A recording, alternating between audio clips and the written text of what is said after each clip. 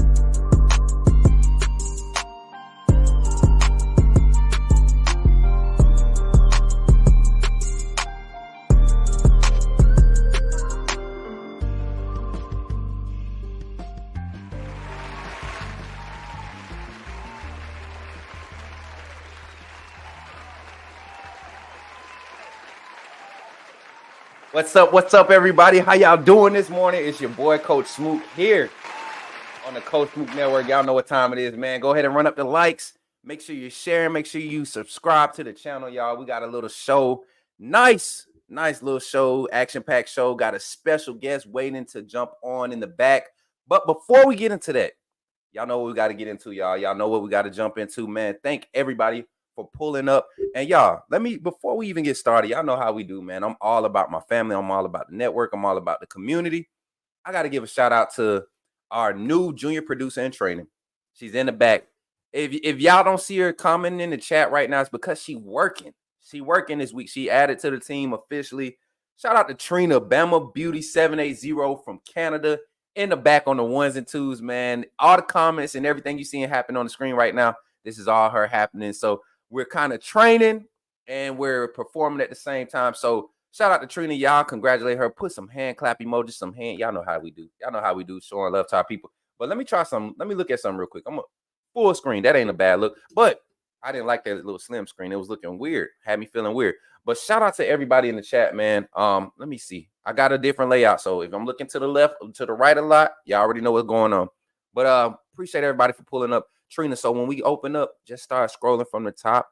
Everybody names, so I could say what's up to everybody. You know how I like to show our people love and make sure they understand that we showing them love. But shout out to Zach for being a member for 2 months here on the Coach Smook Network. Zach, I appreciate you. Man, you already know, man. No calling segment today, but we're gonna crank it back up Monday. Let's see what we got going here. We got at the top, we got who in here? Kimberly Harmon. What's up? Good morning, sis. I see you. JB718, I see you. The Kinesis, I see you in the chat. Bino, I see you. Zach, I see you. You already know that boy. Hey, Zach was hyped yesterday. He thought we was going to be live yesterday. And who else we got? Dwight is in the building. What's up with my tunes, man? My music don't want to play today? It's playing the wrong thing. Let me see. Can we? Y'all know we can't keep the show going without the tunes. Okay, now I want to play. Okay, there we go. Now we back. I guess it just wanted to play this fire beat. Y'all know last Friday we popped this beat off. Y'all been stuck on it since then.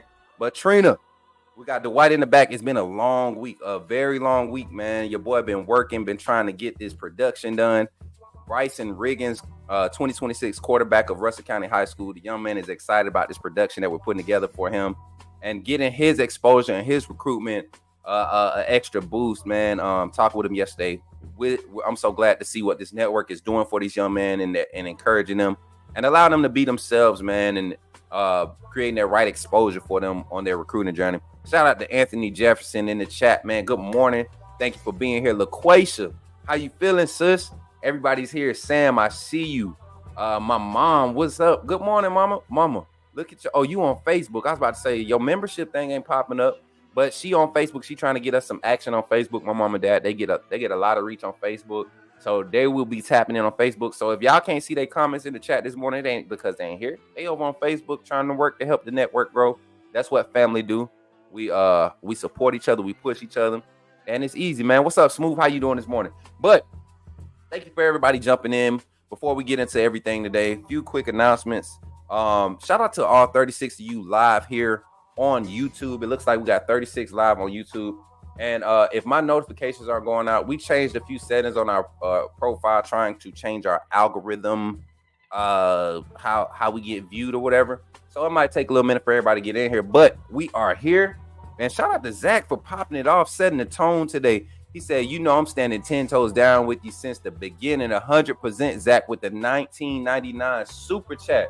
Shout out to Zach for the super chat, man. My boy doing his thing as always. Then we got JB718 coming in here with a super chat. $9.99 super chat. My boy JB718 says, let's get it, y'all. AAA family. Can't wait to see y'all in the VIP section next in September. Shout out to you, JB718, for the $9.99 super chat. And because Zach was the first super chatter of the day, our super chat, you know what?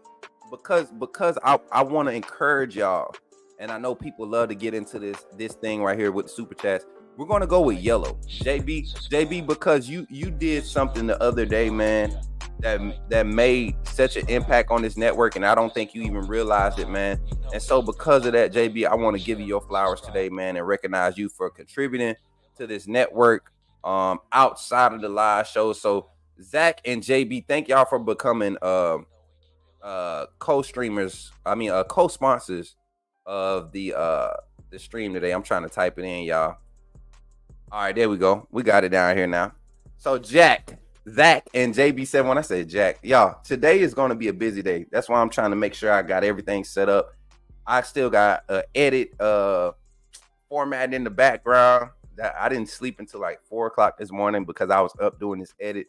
But I got it formatted in the background. So if y'all see any glitches, that's because we need a new computer. And we're going to get it, right? We're going to get that new computer. But thank y'all for pulling up this morning. The numbers are going up. So make sure you're sharing it. Make sure you're subscribing. And for all my AAA members, everybody that has those tags, man, I want to thank you all for being AAA members and supporting the network. And because of that, man, you guys are definitely special to how we're growing. And if you're not a member, and if y'all hear my niece, she is on one this Friday morning. I don't know what they doing to my baby, but they better stop it. But if y'all are wondering how you become a member of the AAA family, this is how you do so. Take a moment, look at this 2-minute commercial, and it briefly explains how you could join the membership, become a member of the AAA family, and get your birth certificate, and join this growing family of fans, college football fans, sports fans, people that just love life and love helping other people. So check this out. Y'all show some love and think about becoming a member of the AAA family.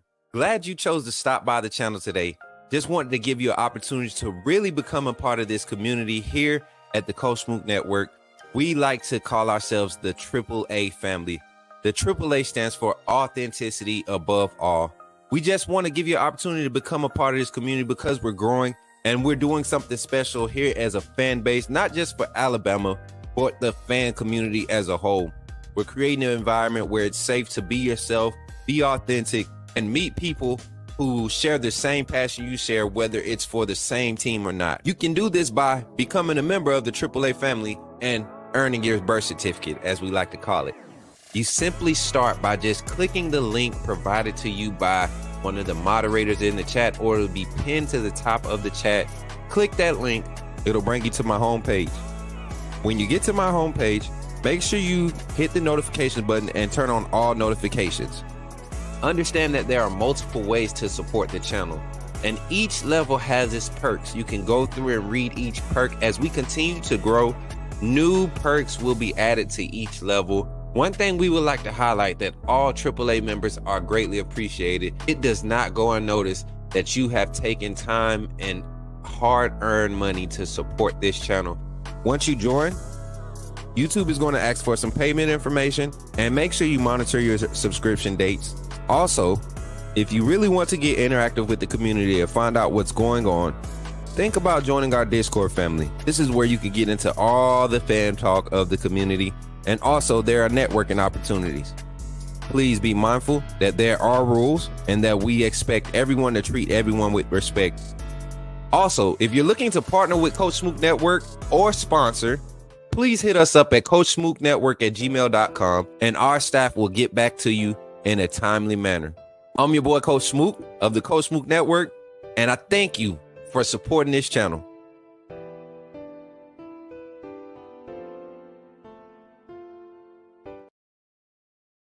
Yes. Thank you all for supporting the channel. Y'all know I appreciate you 100%.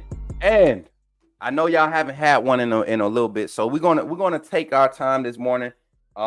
We have a special brief inspirational moment this morning that I want to present to y'all. Let me see if it's uploaded correctly. This is special to me, one, because the young man that submitted this, not only is he not like a little brother, he is a little brother to me. Met him in 2020, late 2020, early 2021. When we met, it was through my little sister, my little god sister. They were dating, and when we got introduced to each other, first thing our connection was Warzone. I was streaming Warzone. I had just started gaming streaming, and this young man, he took a liking to my content. As well as when we met in person, had a high respect for him, very mature at that age. I think at the time he was 19. So when I met him, very mature for his age. Immediately gravitated towards his personality, gravitated towards mine, and we started streaming together. And he actually started streaming. We were talking yesterday. He actually started streaming gaming content because I kind of pushed him to do it, and I don't take credit for anything, but he was like, man, I would have never been a streamer. I never thought about. And so having that conversation yesterday just shows you how fast time flies. But it also shows you the type of personality when you're authentic, it will carry. It will go past you because it's just you. You get what I'm saying? When you really believe in who you are and you're for supporting people and doing better by people, you will see it and it take its effect. But the young man I'm speaking of is our own Vontae. Y'all know him as Von in the chat. I don't think he knew that I was going to do this initially, but we were both up. I think he went to bed about 3 o'clock. I didn't go to bed till about 4:15, 4:30. And it was just one of those nights, man. You want the vibe. But here you go. I'm gonna upload this video. Y'all check it out. Let me know what you think. And this is our inspirational moment for this morning. A brief 2-minute inspirational, and hopefully it encourages somebody today. All right. So check this out, y'all. Important to understand that your faith matters. Understand that your faith has to be in God and God alone. You have to be confident even if your circumstances don't make it seem like you can get it done. In Exodus chapter 4, we see that Moses was in denial to rescue Israel out of Egypt. He was stuck on the idea that his own abilities or lack of abilities would get the job done instead of putting his faith and belief in what God can do through him. Even after receiving the miracles from God, even after receiving the ability to perform miracles to show the people and convince the people, he still was in denial of his own self. Moses lacked the faith in himself to believe that God could use him. One thing God had to remind Moses, and that he often has to remind all of us, is that he will be with us every step of the way. If he's calling us to something, if he's wanting us to do something, understand that he's given us the power through the Holy Spirit to get it done, but also that he will be with us every step of the way to teach us and to guide us to get the job done. God's plan and God's purpose for us is so much bigger than we can ever imagine, that we can ever dream, that we can ever hope for. And if we don't get ourselves out of our own minds and out of our own understanding of what we can accomplish ourselves and put our faith solely in God and God alone, we will never reach the fullness of what God wants for our lives. Remember that God said in Jeremiah that he knows the plans he has for us, the plans for good and not for disaster, the plans to give us future and a hope. We serve a provider. We serve the Creator. We serve someone that we can call our Father and our friend. And understand that by way of Jesus Christ, that same God dwells within us every single day. And we can call on him for any and everything that we desire and that we hope for. The more we devote ourselves and sit and dwell in his presence by reading his word, by praying, by fasting, by seeking him, and allowing him to meet us in everything that we're desiring, God will change our hearts to accept everything that he is calling us to and that he is wanting us to fulfill in this world. Understand that just like Moses, God is calling us to a land of milk and honey. Remember that whatever you're going through, whatever God is calling you to do on this earth, whatever your desires are set on by way of God, know that God is with you every step of the way and that he will teach you and instruct you on the things to do and the things to say to fulfill everything he's calling you to, man. Hope y'all have a blessed one. It's your boy Vaughn and I'm out. Deuces. Yo, shout out to my little brother Vaughn, man. If y'all are feeling that, man, get some fire, some triple A's, some emojis. Look, I'm so proud of this young man, y'all. I don't know if that meant anything to y'all. I know not everybody is Bible scholars or anything, but if you listen to what he said, man, that positivity and success is in your plan. No matter who you are, no matter what you're doing. And that was the gist of it. It's in your plan. Success, prosperity, your future to be productive is in your plan. It's part of your plan. But you have to really have faith in yourself to go through that process.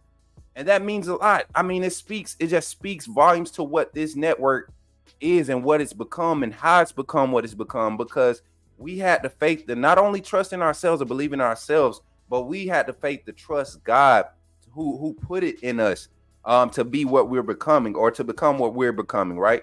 And it's all a part of the plan. No matter how it looks, no matter how jacked up it may seem, it was all part of the plan, and I'm glad to be a part of it. So shout out to Vaughn, my little brother of Powered Couples, man. Him and my little sister, Jada. They got some great things brewing in their near future here with their content.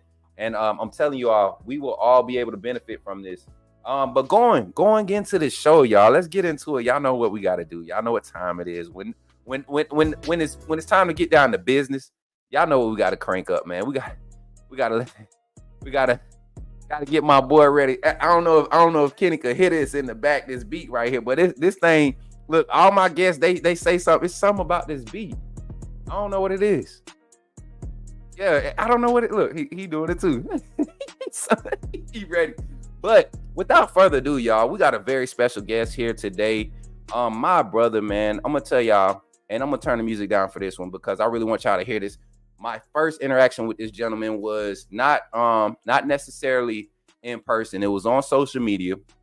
I had just got back into Twitter, probably like January, right before Coach Saban retired. I had just got back into Twitter. I started seeing different posts and different people getting referenced on Bama content and Bama information. And this young man, he stood out to me. One, because we look like we about the same age. Two, he was a frat. He's a fraternity member. And I'm gonna let him do his intro and everything. But he's a fraternity member, got ties to everything, everywhere that I've been in my life. He has ties to it. And I'm like, I ain't never met this guy in person. Link up in person. Then people making jokes, man. Are y'all brothers? This and the third. But one common thing was we were two young black men in an environment that wasn't common to be seen in. And the way that we conducted ourselves, it was really gleaned upon. Like, people really admired how we conducted ourselves amongst the ranks of those experienced reporters and beat writers and all that stuff. And the confidence that he walked in, man, it just attracted me to him. Literally the first day we met, we was at Kalen DeBoer's first official spring practice, post-practice conference, right? Post-conference. And he walks in, and I look across the room, and he looks across the room, and we greet a few people in between, and we finally come and shake hands. And I found out who I was talking to. Literally 2 or 3 days later, I called into the Martin Houston show just to show Martin Houston, who has a great podcast on YouTube and Twitter. Called him, Facebook also, called him to his show, and Kenny is the guest host on there. He's like a guest calling segment part for Kenny. And I'm like, man, why do we keep And the second time we met, we dapped it up. We kept each other informed, exchanged contact info. Never got to link up in person outside of the reporting room, but always stayed in contact.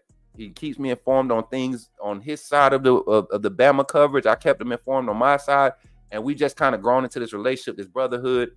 You've seen him on SEC Network. You've seen him on you read his articles on The Athletic. Without further ado, everybody, I want to bring to the stage my bro, my guy, Mr. Kennsington Lloyd Smith Jr. Lloyd Smith III. I always want to say Jr. What's up, man? How you feeling this morning, brother? No, I'm good. Thank you for the introduction. And you're right. Like, it is kind of crazy how we linked up because, even before then, I was watching you on the Bama Standard. Like when you were doing your show on that and playing the video game, like going through the playbook and all of that. Like, this is how I will call this play, that play. So I've been watching you from afar, and it's kind of crazy how we linked up. And, like you said, we just been in kind of constant contact since then. So just want to say I'm happy to be here. I'm honored to be here, and I'm proud of you and the way that you've kind of stepped out and doing your own thing. You see your channel growing and your platform growing, and what you're wanting to do with your platform, like kind of going from Bama content. Now you're starting to reach out, helping high school kids, helping recruits, and really just kind of building out a network and doing a great service. So it's an honor for me to be here. And you see what's going on in the back. You mentioned the frat. So if we have any bros from, saying the Omega Psi Phi Fraternity Incorporated, definitely drop a comment. But if you're D9, period, any sorority, any fraternity, drop it in the chat. Love connecting with anybody in the D9 because, even if we're in a different organization, we ultimately have the same goal. So want to get a chance to connect with everybody, network with everybody. Hopefully this isn't the last time I'm on the show. 100, man. The last time, I'm glad to have you on this time. Look, it's crazy because, man, I look across the room at a lot of people that are in this industry that this whatever this industry is now, and it's media personalities, it's team reporting, it's beat writing, all of those things, journalism, all mashed up into one and kind of collabing and cross referencing now. And I think one thing that I'm proud to say, the people that I've collabed with in this past, let's say 60 days, 90 days. These are people that I've seen really stay consistent in their work ethic and their grind and their presentation and how people view them. And it all of it's authentic. And that was the first thing about even your reporting, man, how you write. I never really understood what The Athletic was until I started reading your articles, bro. Like, I really didn't understand what The Athletic was out there for, especially when it came to college football fans. And you bring a different aspect to the game, and like you said, like you, I from afar, man, I kept seeing the articles, I kept seeing the posts, and really January was when I really stepped out and I started feeling like I could reach out to some of the big names, because to me, you're a big name, you get what I'm saying? And so to have you on this show I'm more than honored, man. It's more than a privilege or anything. It's really an honor to really see this happening right now. So shouts out to you, man. Shouts out to all the bros and the sisters and everybody out there. For real, man. I never had the privilege of pledging. I kind of stepped into the military side of things, but I've always had a respect, man. And even though I ain't a fan of the dogs, man, of the Qs, I used to stay. Yeah. I used to stay rolling with them noops, man. And I know I used to stay rolling with them noops. So I definitely always had a desire and had a great respect for the Greek, man. And man, it's an opportunity here, man, that I'm just excited to take advantage of. But with all that said, man, Kenny, tell the people a little bit about what you do, where you work at, who you write for, everything that you do, and how it relates to covering Alabama. Yeah, so I write for The Athletic, which is an online sports publication that covers all sports. So you subscribe to The Athletic. If you go on the website, there's something for everybody from European soccer to baseball, NBA, NFL, any type of sport, high school recruiting, everything that you're looking for is at The Athletic. It's actually the official sports division of the New York Times. So if you go to theathletic.com, you click on an article, you'll see your URL says nytimes.com. So we're under the New York Times umbrella. And how it relates to what I'm doing with Alabama is I'm the Alabama beat writer. So we have college football content across the spectrum. We have national writers, and then we have some writers that cover teams specifically. So me being the Alabama writer, I'm covering mainly Alabama football year round. I do dabble in other sports like basketball, baseball, softball, when things arise that kind of reach that, New York Times level interest. But for all intents and purposes, I'm a year round football writer, and a little bit different than some of the other people on the beat who do things a little bit more like day to day. If you see like a Kalen DeBoer press conference, for example, another publication might do 2 or 3 stories off of that. There might be times I go to a press conference and I don't write something off of that day, but I'll take those quotes and build something to do like a little bit more of a in-depth, broader piece. So I'm not writing every day. Sometimes I write multiple times a week. Sometimes I'm only writing once a week, but I'm doing more in-depth pieces, enterprise pieces. I do a lot of film studies, film analysis. So just a little bit different off the beaten path of what you typically see on the Bama beat, but I'm there every day. I'm at every press conference. I'm at every game. I operate the same as any reporter who's trying to, get information, gather information, and put out dope content. So that's what we're doing at The Athletic. Just an example of some of the things we have going on right now. Our newest story up is about the Nick Saban butterfly effect. So Nick Saban retiring impacted over 400 coaches across the country, from college to high school to the NFL. So our latest story up on the website right now is just kind of connecting the dots of what happened when Nick Saban retired and how did that affect every single coach across the country. There's graphs, there's tables that kind of, chart where everybody moved, a lot of in-depth interviews. I was able to do an exclusive interview with Kalen DeBoer a couple weeks ago. So starting to put some content out about that. We did a recruiting story with him that's up on the website right now, and I'm doing an in-depth profile on him that's going to come out in a couple weeks. So those are the type of things that we're doing at the site, and I would just encourage everybody to come and be a part of it. You can subscribe for $2 a month for your first year. So take a flyer on me for $2 a month. And at the end of the year, if you don't want to continue subscribing, you only spend $24.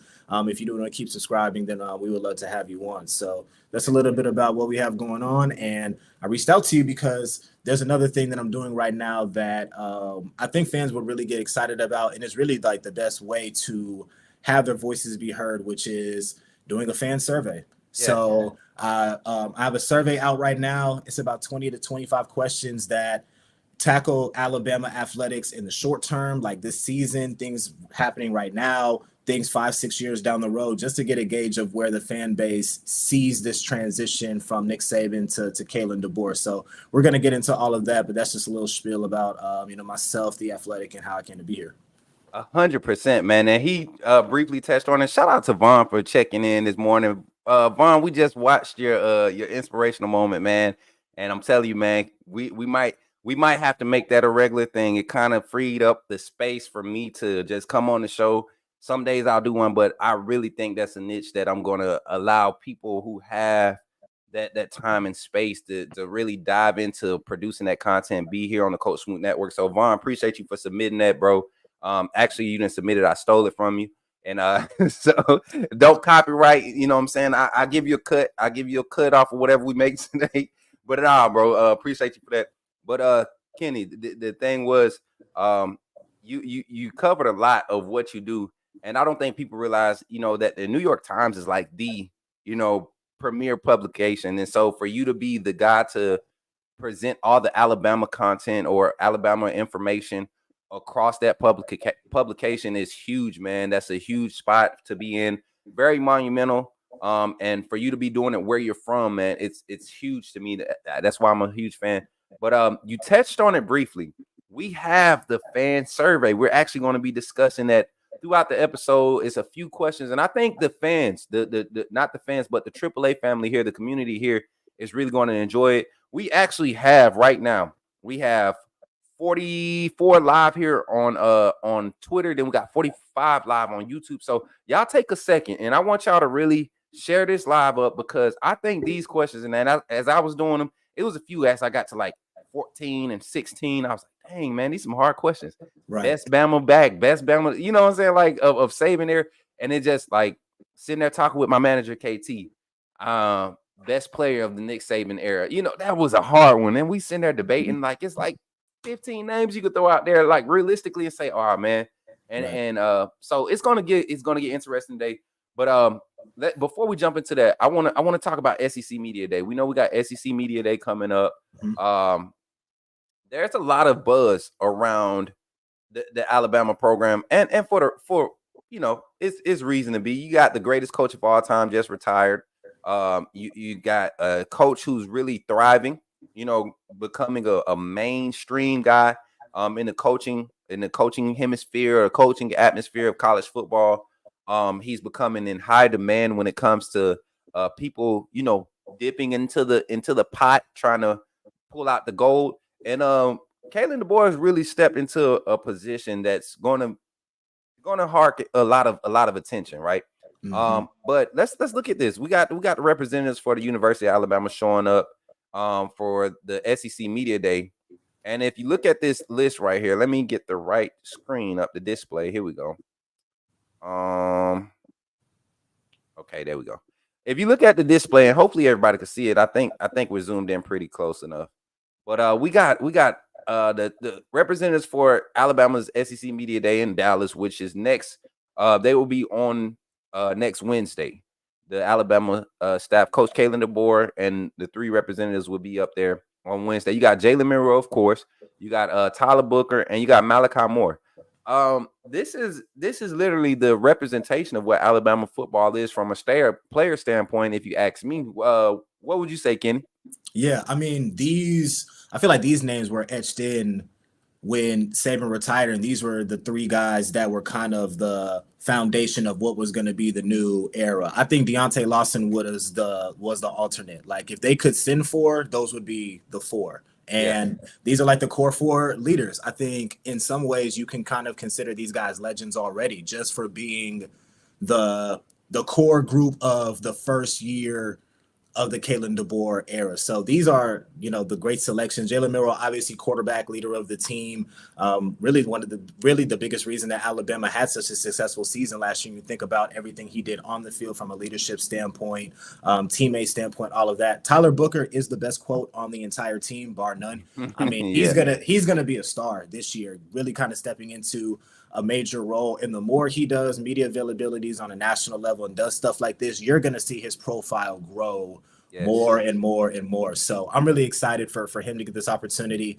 Malachi Moore, I mean, you think about his path specifically, he's one of the most interesting players on the team, in my opinion. He's somebody that probably is not getting the same type of notoriety as some of the other guys on the team, but somebody who was one of the last players that's won a national championship at Alabama, somebody who has been in the program for several years. And I think the most notable thing about him is when Saban retired several months later, he did an interview with ESPN, and he said that Malachi was the toughest conversation that he had to have after he retired. So for him to say something like that, that just lets you know the type of person that he is and the type of respect that he carries inside the building. So probably the best spokesperson for the program that you could have, and somebody who is an Alabama native who's gone through the program, has been through a lot of things, and is one of the big leaders on the team. So 3 outstanding selections. Like I said, I wish they could have sent 4, so Deontay Lawson could have had that opportunity as well to be on that platform. But these are, 3 amazing selections, and I know they're going to represent well. 100%, man. And I've had the privilege of speaking with all these young men during, you know how we get to interact with them. And Tyler Booker was one of the ones that you can catch off to the side and just have a conversation with him.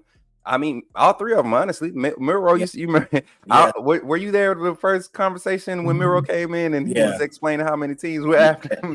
It's nice to see Milroe in this era where he is just a lot more confident and comfortable. And you can just kind of see him just like have his shoulders down a little bit, and he's just a lot more relaxed. Like last year, obviously with everything going on with the quarterback competition and the doubt with him as a quarterback and the offense was kind of sputtering, you could kind of feel he was like tensed up a little bit in the press conferences after the games. You just see him just smiling a lot more, being a lot more relaxed. You're starting to see his personality come out a little bit more. So it's good to see that, and it's been more fun to interact with him this spring, knowing that he's a lot more confident. He has the faith of the coaching staff and everybody behind him.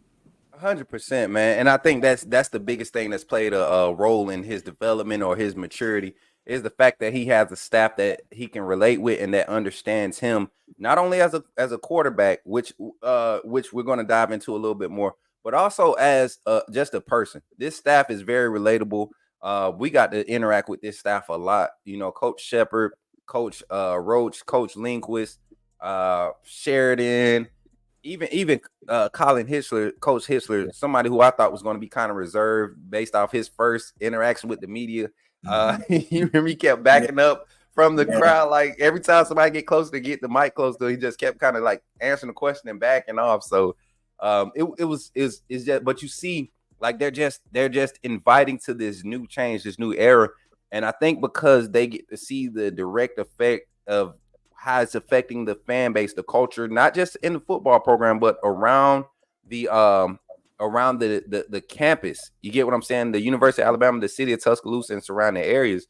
I think this is something huge for this staff. Kalen DeBoer, Courtney Morgan, and the rest of the staff. That is Bob Welton, the director of player personnel.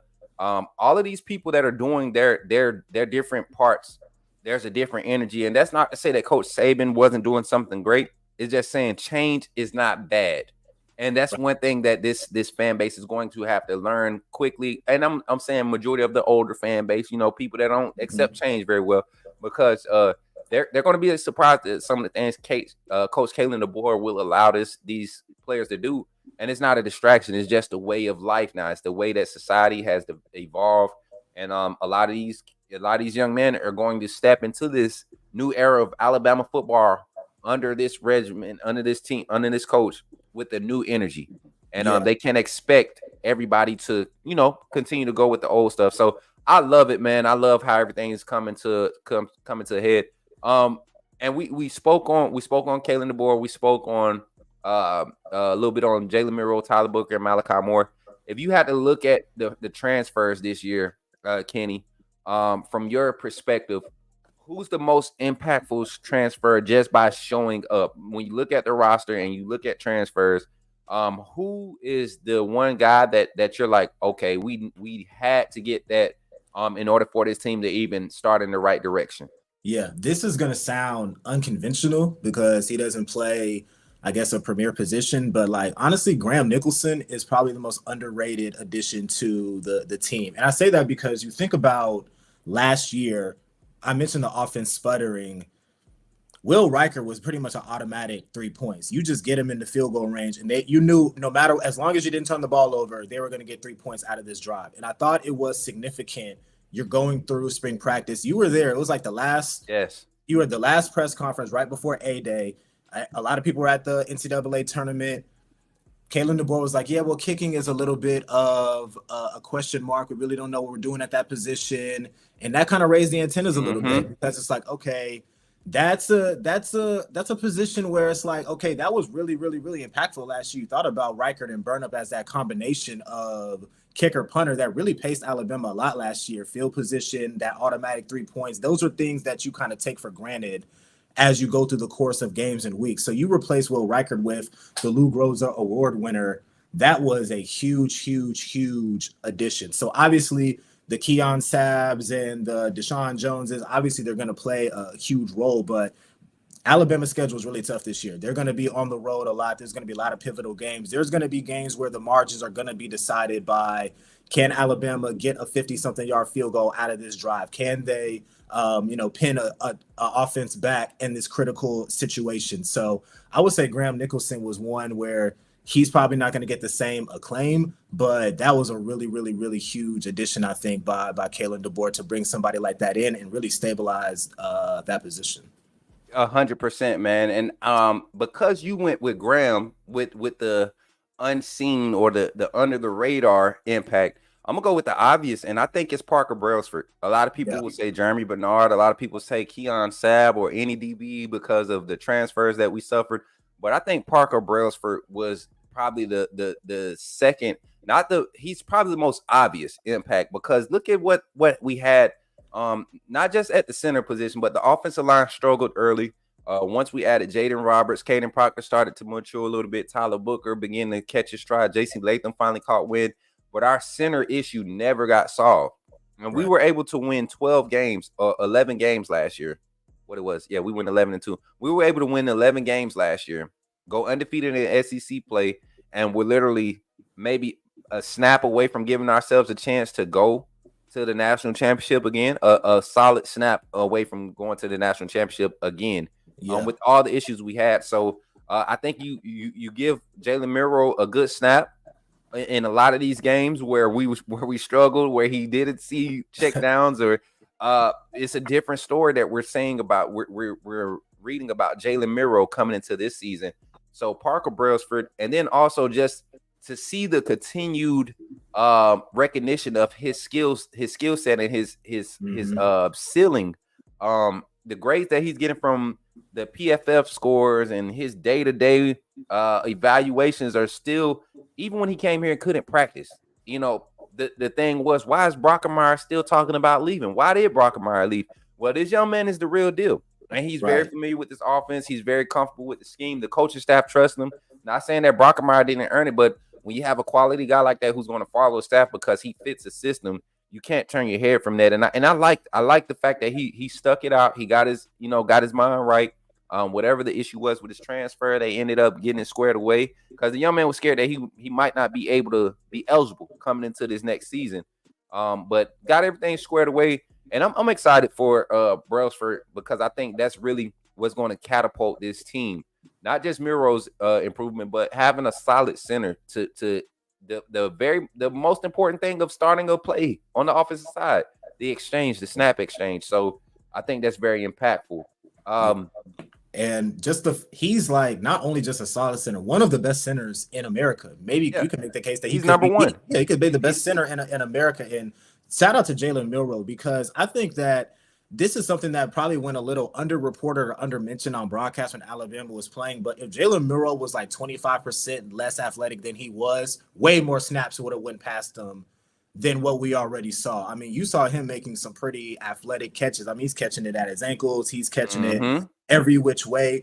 And just the fact that he can just, catch it center and just be able to look at the screen, because as you know, if you get a bad snap, what you see when you're looking at the play, when you get a bad snap and you're picking it up at your feet and you look back up, what you're seeing at that point is completely different than what you saw before the snap came. So just to have that little bit of an advantage is going to be, really key. And it was a hard watch going back and looking at that Rose Bowl because even before that last snap, if you remember that first drive out of halftime, the offense was rolling. I mean, they were about to score a touchdown on that first drive. It was like chunk play. And then it was like bad snap, set them back. Set them back 20 yards, took away a scoring opportunity. That kind of, so just being able to eliminate those type of things is going to pay huge dividends, I think, for the offense. 100%, Kenny. And I'm gonna say it like this. Texas game, bad snaps on his first interception, a bad snap. Literally because you can't see the corner floating underneath. You're looking down. You're trying to gather the ball. You finally get your eyes up and you're trying to find the wide receiver and what space or zone he's in. And it's going to be off because you're not able to find and this is Jalen Miro's third start as a college quarterback going against an experienced team like that. The snap really was really a hindrance to his him maximizing his potential. But like you said, and you said 25%, I say 5% less athletic. Really, that's how bad the snaps were, man. That's how bad the snapping was from our center last year. But definitely going to enjoy seeing how that transpires this year. We didn't get to see Brailsford in the spring. We got to see Brockermeyer, but I'm gonna stand there and say, like, Brockermeyer maybe had 1-2 bad snaps in the spring, and they weren't horrible snaps. You didn't notice they were bad. They just weren't as good as the first 6 or 7 that he had. I mean, the first snap of the spring game was a sloppy one. That's spring game nerves, whatever. But every snap past that was awesome. So that's my impactful guy. Rolling into a little bit roster breakdown, man. This is something you brought to to the platform as we were coming on. Roster. Everybody loves to look at roster numbers and changes and things of that nature. You have a list in the background, man. Let's kind of I'm gonna let you read it off, and I'm gonna kind of scroll through it on this side with the graphic here we got in the back, man. Let me see if I can get this up right. Okay, we good. Boom. Let me get this comment off, and we can get the banner up.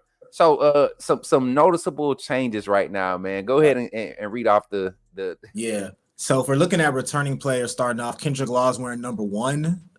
Previously number 19, Xavier Brown moving to number 2. You just saw that. Manuel Henderson, number 3. Here's an interesting one. Quay Russaw, number 4, edge rusher. That's tough. That's tough. That's a tough one. That's a tough one. I mean, Dallas might be probably the lowest number we've seen from a. We had Chris Allen. Okay, true. Well, your Bama knowledge is a little bit deeper than mine, so I'll defer to you on some of these. On some of these things, Richard Young moving to number 9, like that for him from 25. Justin Jefferson 15 from 28.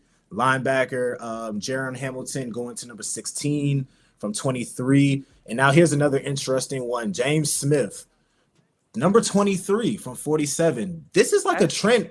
This is a trend now. We're starting to see the defensive linemen take these low numbers. Hey, Kenny, so what was funny is I'm sitting there during spring ball. I'm having a conversation with Jaheim. I'm having a conversation with Ja Latham. Jaheim Otis and Ja Latham.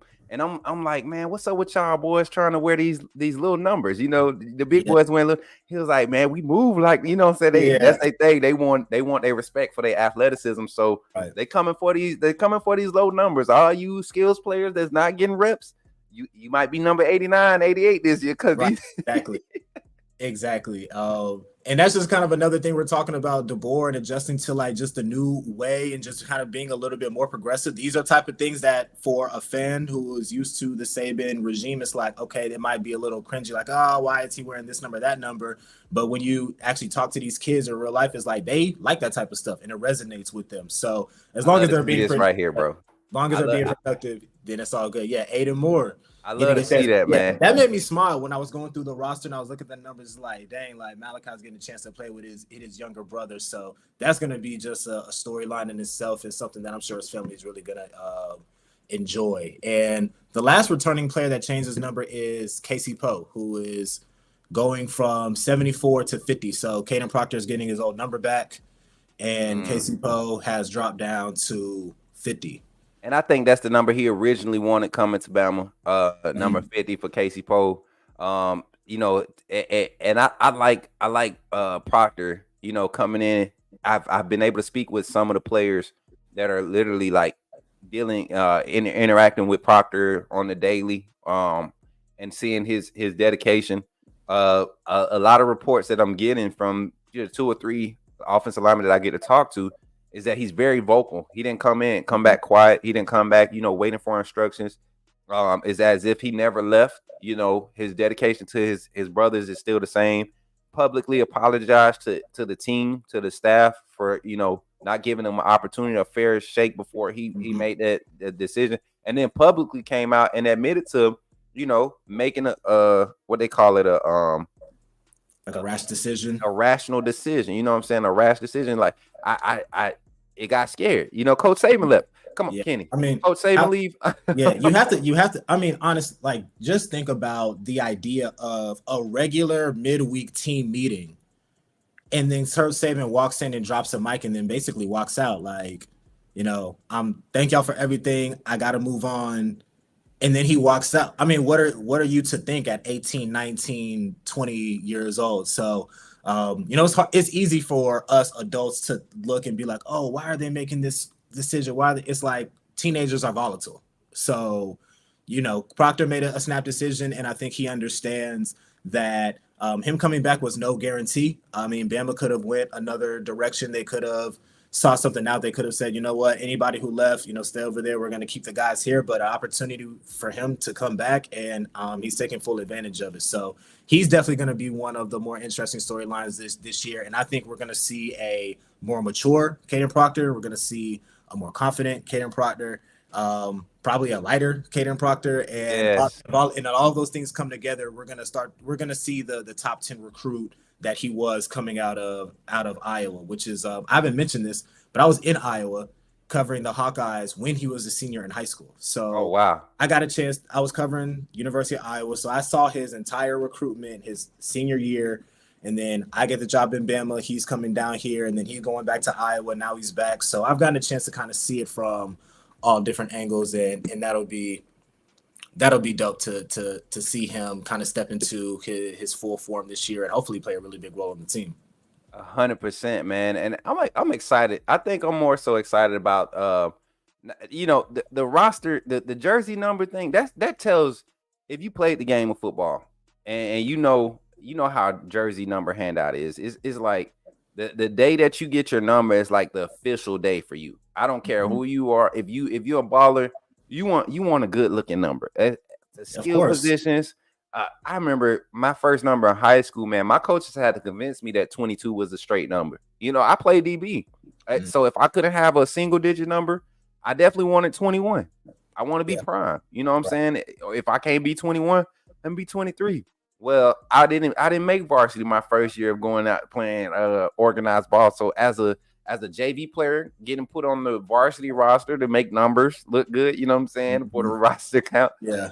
I was given number 22 respectfully, and I never found a 22 DB, a DB that I liked at 22. But when I got in my 10th grade year, I went and I looked 22 up again, and I was like, okay, now we looking like some, there's a couple wide receivers that wore 22 in the past. Let me rock with this, and then kind of elevated to a few other numbers, 17, 4, 2. I think I wore like those numbers, but I that number really meant something because the first game when I had to wear 89 at Central, well, I was number 88 at Central High School. My first game, I missed summer ball. I had to get out of alternative school and everything so I could get back on the team. And when I got there, coach gave me number 88.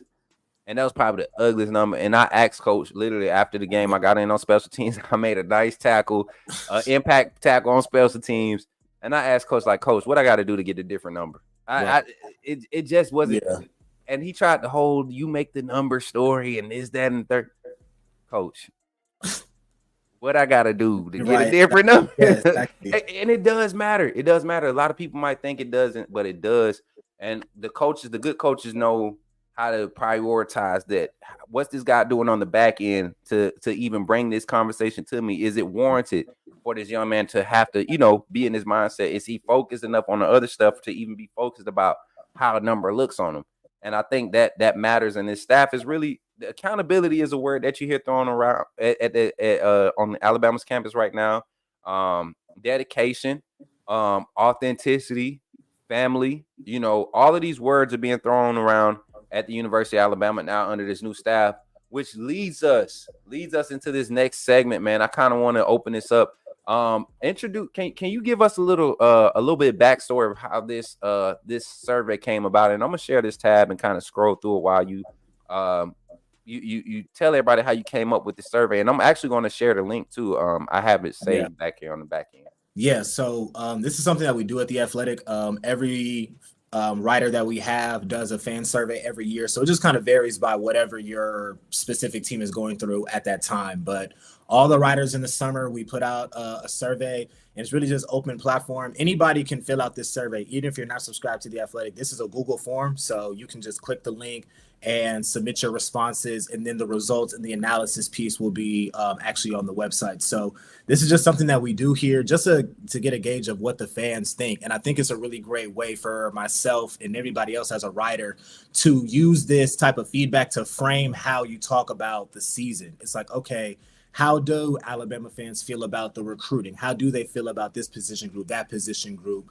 What do they think about this topic, that topic? And it's just a really good way to take that information and use it to kind of build out how you think about the team, how you view the team. Maybe there's something that fans bring up that maybe you're not, privy to, or something that you're not thinking about. So I just think it's a really good way to just be interactive and get direct feedback on what fans are thinking about the program. So I'm actually, really excited about it. Last year when I first signed on with the Athletic, this is one of the first things that I did. We had a little over 300 responses. We've doubled that this year. So in a year, we've doubled the responses. So it's a testament to how we're growing the base at the Athletic. It's just a testament to the interest in Alabama football. So really excited about it. Really excited to, really get into the results. I've been kind of looking at the graphs and like checking it day by day to see where the results are. There's a lot of variety in the answers, which I think makes for a really interesting conversation. 100%, man. 100%. So you broke it down. You know what, Kenny? I'm gonna say this before we continue. I love when I have guests on like you, Kangaroo Black, Ty Hayes comes on a lot, Jason, like people that have that screen presence, because I get to do so much in the background while y'all doing y'all thing, man. Like, I mean, graphics, I'm getting pages up. I'm like, you see the little, I don't know if you can see the other pages scrolling that I got prepped, but I'm moving around. I'm looking at the camera, looking this way. It feels good. So I appreciate you, man. Just goes to show you the type of professional you are, man. But I want everybody to know this is a brother. This is my, like, when we met, it wasn't like, hey, buddy. All right, it was like everybody, it was like, it was real brotherly. So and I appreciate that, because, and this isn't to make it a race thing, man, but you know how it is. As young African American men, when we step into certain arenas, we're expected to just turn off our culture to adhere to whatever is being the persona or the standard for that arena is, or that area is. And I love the fact that you were confident enough to just keep moving, man. Just the swag we had, even watching how you dressed and presented yourself at the report, it motivated me. I literally went and I cut my little patchy beard down, and I, you know what I'm saying, I had to get my retwist and stuff. And I showed up the next week for a team reporting, because of how I saw you present yourself, how I saw Steven present himself. And I said, I gotta step it up. I gotta be able to maintain or even take it up a notch and stay within myself and the authentic me and how I want to present myself, but take it up a notch and continue to uphold the standard, man. So, man, I love when we're able to collab like this. But jumping into it, man, this is a question I want to ask the chat, and we're gonna I'm gonna kind of ask the questions off, and I'll let Kenny give his response based off the options available, and then I'll kind of give my short response to his, and then we'll do like 6 of these. Let's do like 6 or 7, Kenny, because they're gonna get drug out. Get lengthy, right? Exactly. Yes, because they're all of the questions, all 20 of these questions are literally like, I mean, y'all will see once we get into them, y'all will be like, okay, the first 2 are probably the easiest ones. Yes, no, maybe a little bit. And then why you kind of could get into it. But the rest of them, when they start talking about saving error and stuff, that's the one I was like, and so it creates great conversation. But let's dive into it. First question that we want to go, the first question on the survey, we're going to dive into, and it says, let me make sure I got this right. I don't know why this keeps disappearing on me like this. It says, from the day Nick Saban retired to now, how pleased are you with the transition to Kalen DeBoer? Fans, all AAA family, and everybody that's watching on Twitter, how pleased are you with this transition to Kalen DeBoer? Kenny? Gotta be at least somewhat pleased. I don't know. Shouldn't be at least neutral downward. Gotta be very pleased or somewhat pleased. And I think the biggest reason why, outside of like recruiting, I'm sure we're probably going to get into that. There's questions about that and the expectations.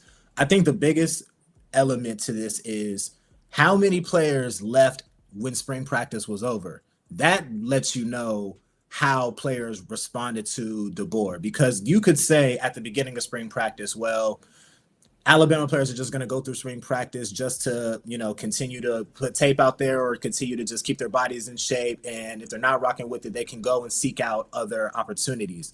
Very, very, very few players left after spring practice. And one player came back. That lets you know that whatever DeBoer and the staff are doing every single day behind closed doors is resonating with the players. So you look at the player retention after spring practice, that would be the thing that I point to say the transition is moving along very, very smoothly. 100%, man. And to kind of piggyback off of that, not only the players that have come in and stayed, but even the guys that left, they left because there were real conversations had about their future. One that I could speak on personally is a certain DB who had been playing a certain position been playing free safety his whole life. The staff felt like this young man had the ability to go and play corner, and because of the rotation in the corner room, he probably wouldn't be implemented into the game plan immediately, but had the skill set to do so. Let's work you here for you because next year we're looking at these type of guys, and we feel like you can. And that wasn't part of his plan. And as a coach, you can respect that. Same type of conversation that was had with the transfer quarterback, Julian saying. When Kalen DeBoer, that first night of the meeting, he already knew Austin Mack was going to be interested in coming to Alabama. There was no reason to hide that from any quarterback in that room. Ty Simpson, Jalen Monroe, Julian saying, all of them got this. Dylan Lonergan, and Eli Holston, all of them got the same conversation about what the plans were from Kalen DeBoer going forward with this offense. This was before he had an offensive coordinator. This was before he lost his offensive line coach that was at Washington with him. Those two guys went to. He already had a plan of personnel, what he wanted to begin to make this roster look like, shape it up to be. And it wasn't a lot of changes he had to make because it was Alabama.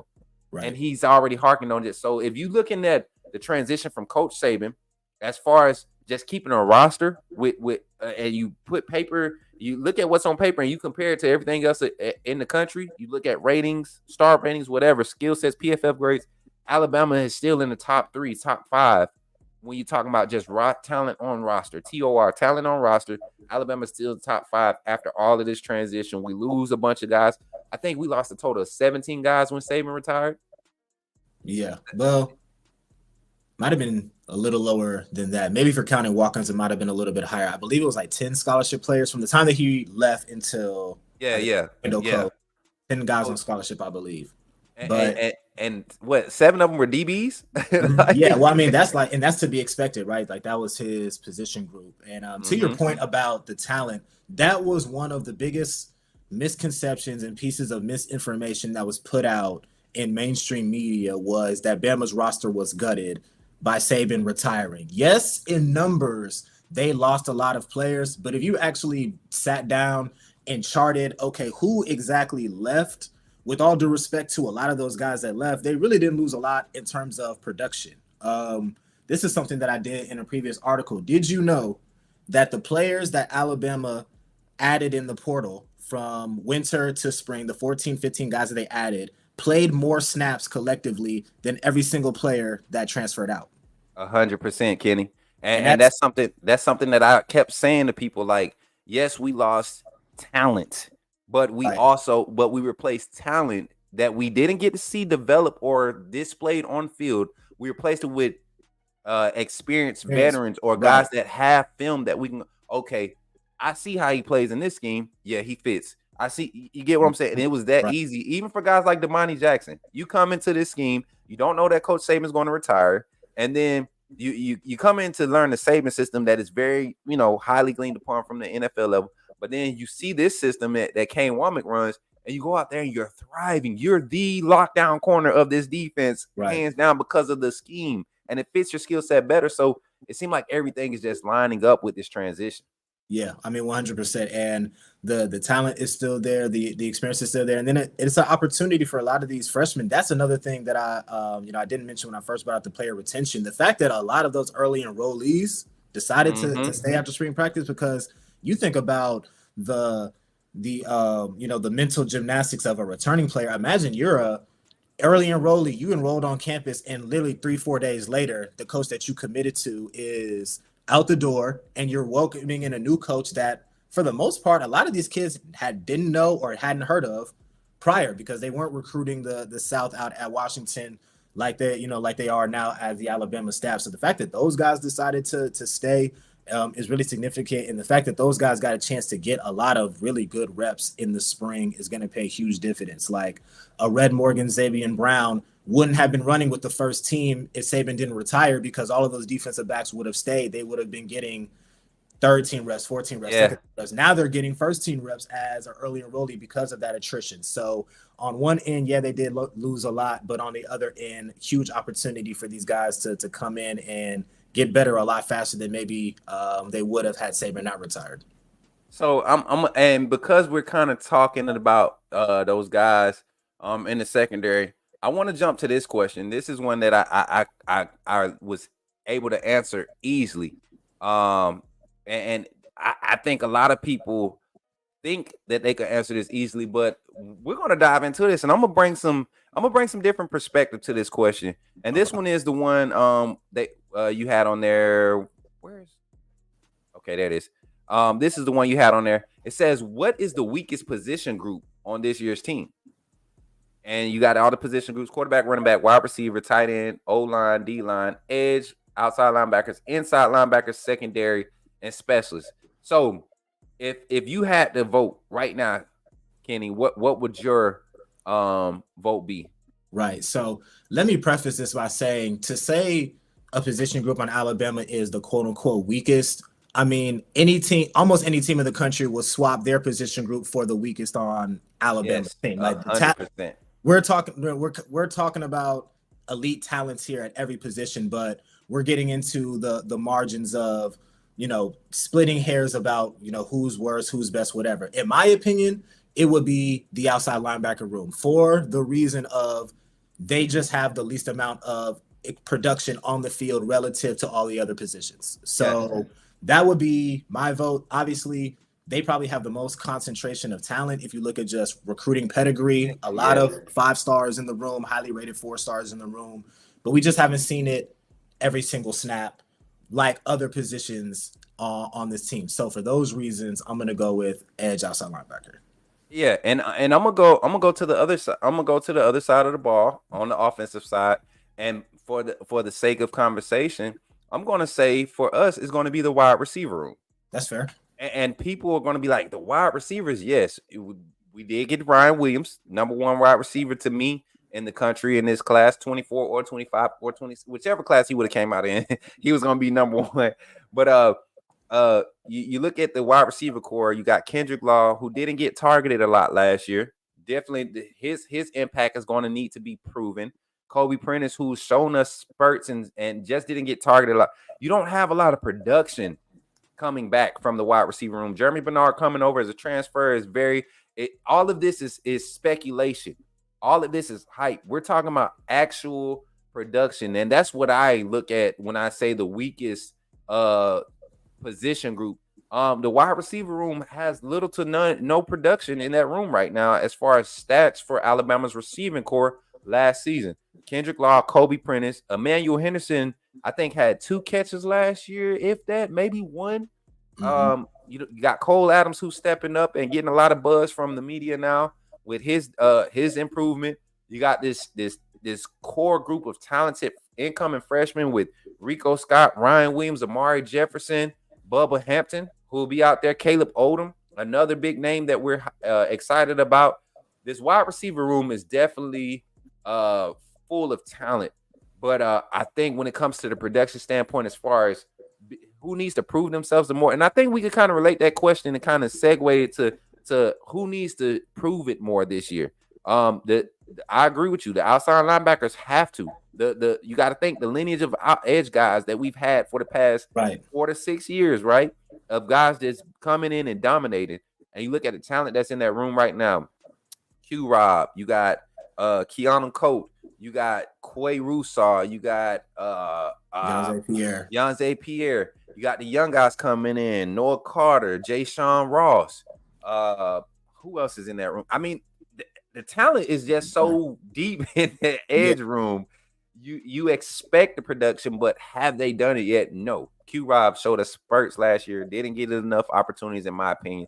But if I'm going with one on the offense side, it's definitely that wide receiver group. Yeah, and JB kind of had that question, is like, is it the weakest because of the standard at Bama? Absolutely. I mean, the thing with the wide receivers versus the outside linebackers is like last year, relative to what Bama has had in the past, it was a good, not great wide receiver room. Like, we've seen Alabama win at a high clip last year without a dominant 1,000-yard, 15-touchdown receiver. But we haven't seen Alabama win at a high clip without the presence of a Will Anderson, Dallas Turner, insert any elite edge outside linebacker player that they've had in the past years. You depend on having a game-wrecking presence at that spot, pass, run, all of those things. So because we haven't just seen it from those guys, that is probably the biggest question mark, in my opinion.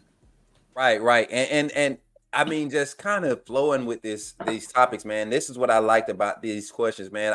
I literally was going to type all of this out on banners, but it flows, man. I literally can just scroll and leave. We talk about the guys that need to produce, that are kind of returning, that are on this roster.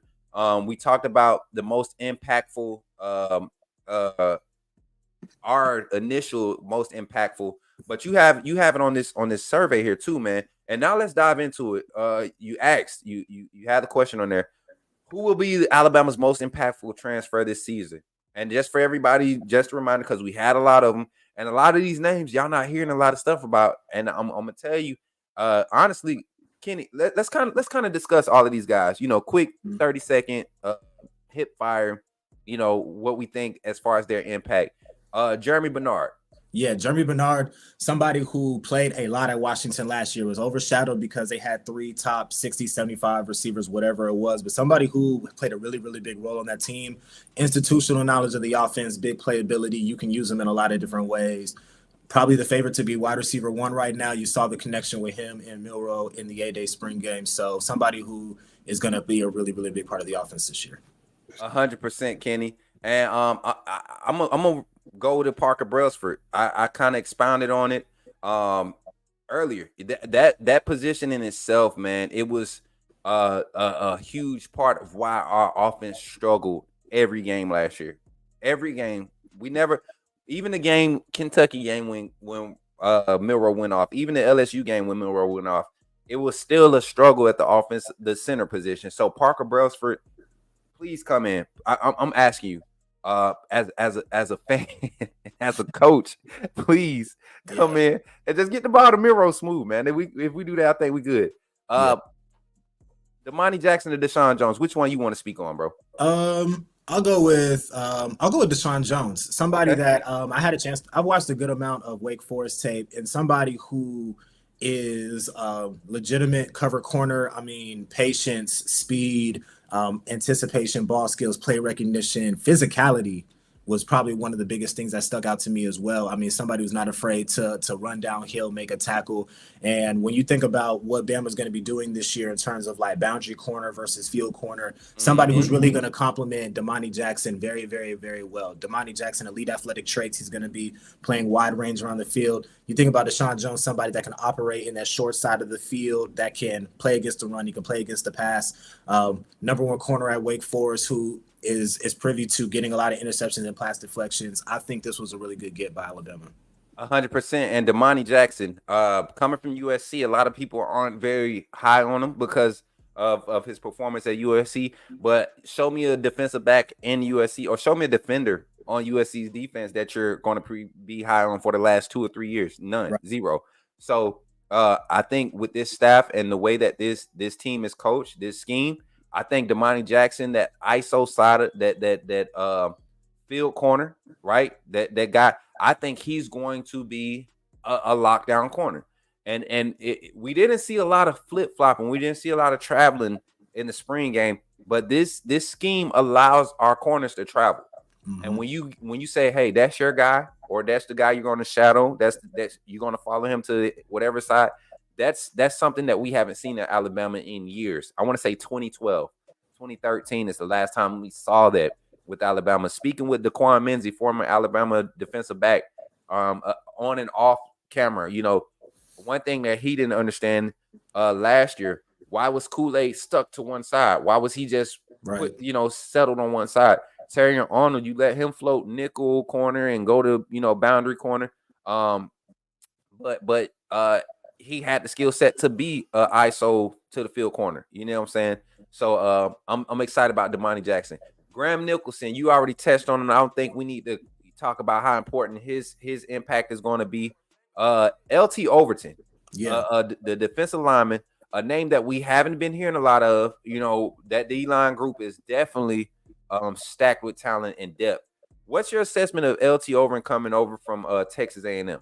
Yeah, LT, I think is somebody who is probably just at the point where you're going to start to see his potential. I think it's important to note that he did reclassify and he enrolled to college a year early. He's playing a position that relies a lot on physical traits. So you're graduating a year early from high school, you're coming in, you're playing in the trenches in the SEC. There's going to be an adjustment period there. So relative to where he was ranked in high school, the production hasn't quite matched, but I think going into his third year, you're going to start to see a little bit more of that physical maturity, that mental maturity, and somebody that is going to play a role on this defensive line. To say exactly what type of role he's going to play, probably a little too early to say. The defensive line probably has the most playable depth on the roster, just in terms of just how many guys could play double-digit snaps in a game. So hard to say exactly what his role is going to be in terms of production, but somebody who's going to play a lot this year. I think he's going to play a lot of snaps, and I think Alabama's going to get the best of him for those reasons. Right, and you look at the depth in that room. I think we're going to see a lot of all defensive linemen.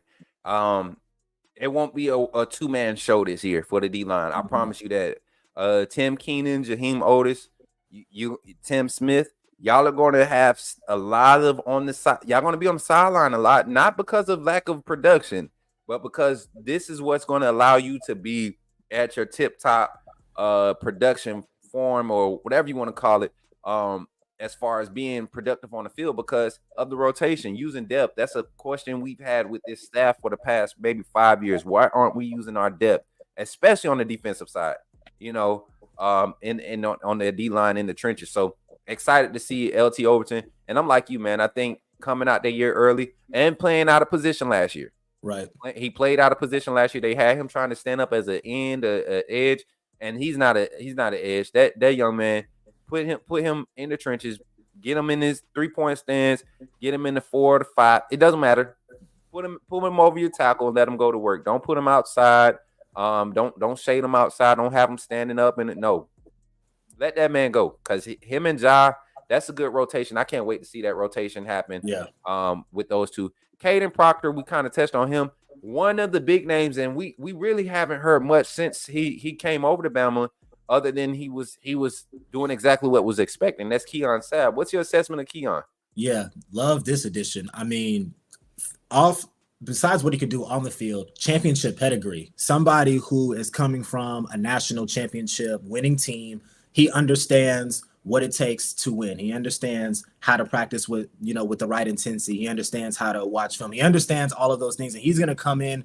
And that's something that you probably have to worry about oftentimes when players transfer into a Bama, where they're coming from a program that doesn't exactly have that same level of success. How are they going to adjust with the expectations of what it takes to succeed at a school like Alabama? Keon Sabb, you don't have to worry about that at all, because he was at that level at Michigan. He's played in a lot of big in the national championship. He played a really big role on Michigan last year. So somebody who had championship pedigree, played at a high level, played in a lot of big games, somebody who's going to be able to just kind of come in and just make it a seamless transition. Maybe that's why we haven't heard a lot of him. It's just because he's just come in and it's been like a glove-like fit. So really like Keon Sabb, and he's a reason why secondary for me is not the biggest question mark on the team. Is one of them, certainly. But having somebody like him to just kind of come in and stabilize one of the spots was a really big get by Alabama.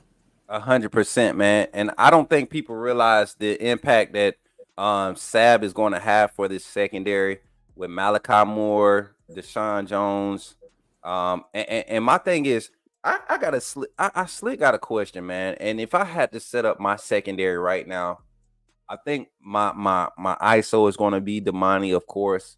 My boundary right now, it still has to be Xavier Brown for me. I think that young man is really ready. Of all the freshmen right now, and yes, Red Morgan had a great spring. He had a great spring, but I think Xavier Brown is probably the more polished and more for the scheme, more fit to play that boundary corner with his instincts and how he plays the ball.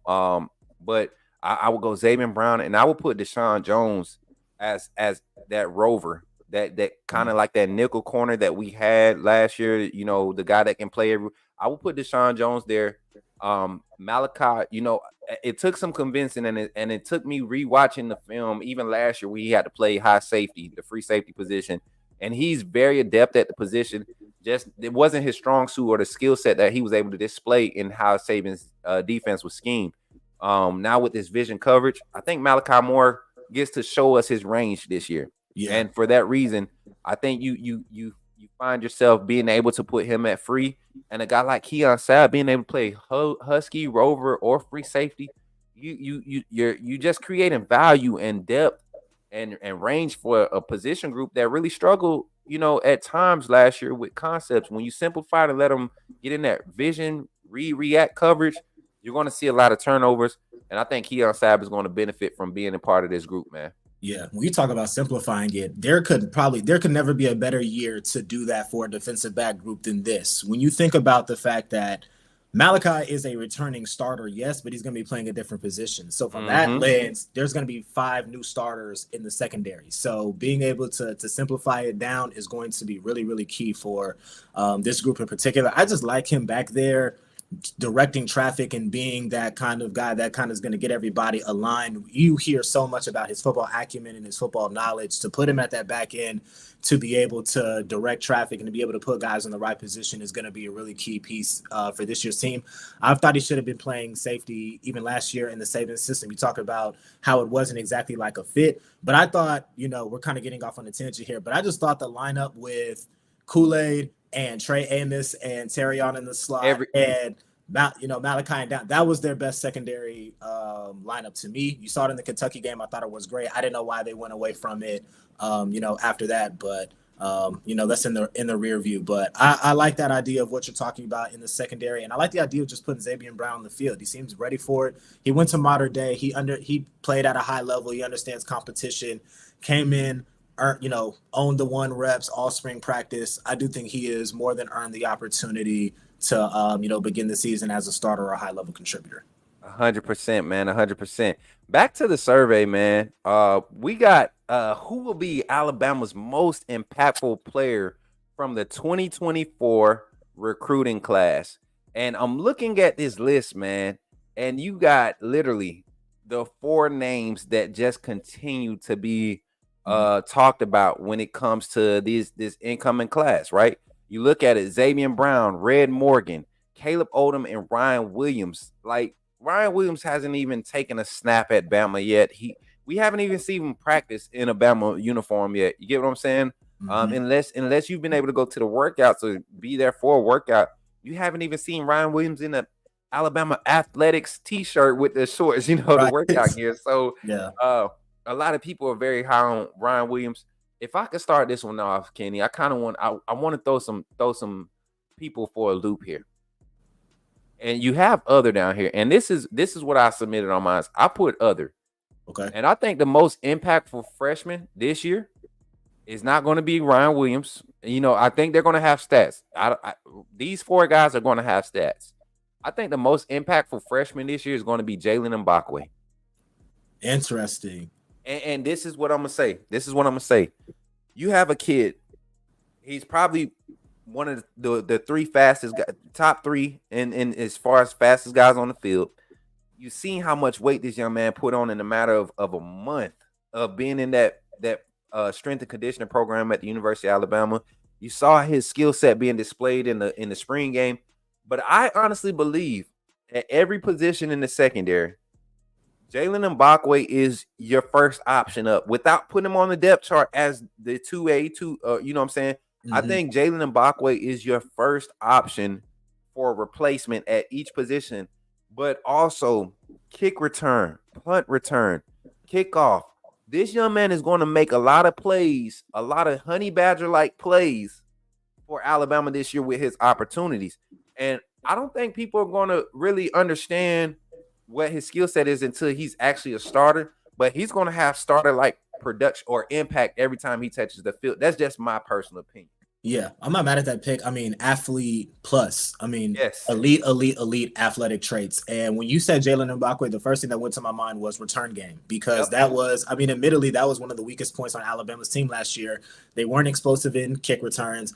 Obviously, punt return was a roller coaster ride all the way through the year. So if you can just get him on the field and just put the ball in his hands, he was a quarterback in high school. He knows what to do with the ball in his hands. He can see them hit. he can see the field extremely well. He knows, where to pick his spots. He knows the angles. He understands all of those things. So I'm not mad at that pick at all.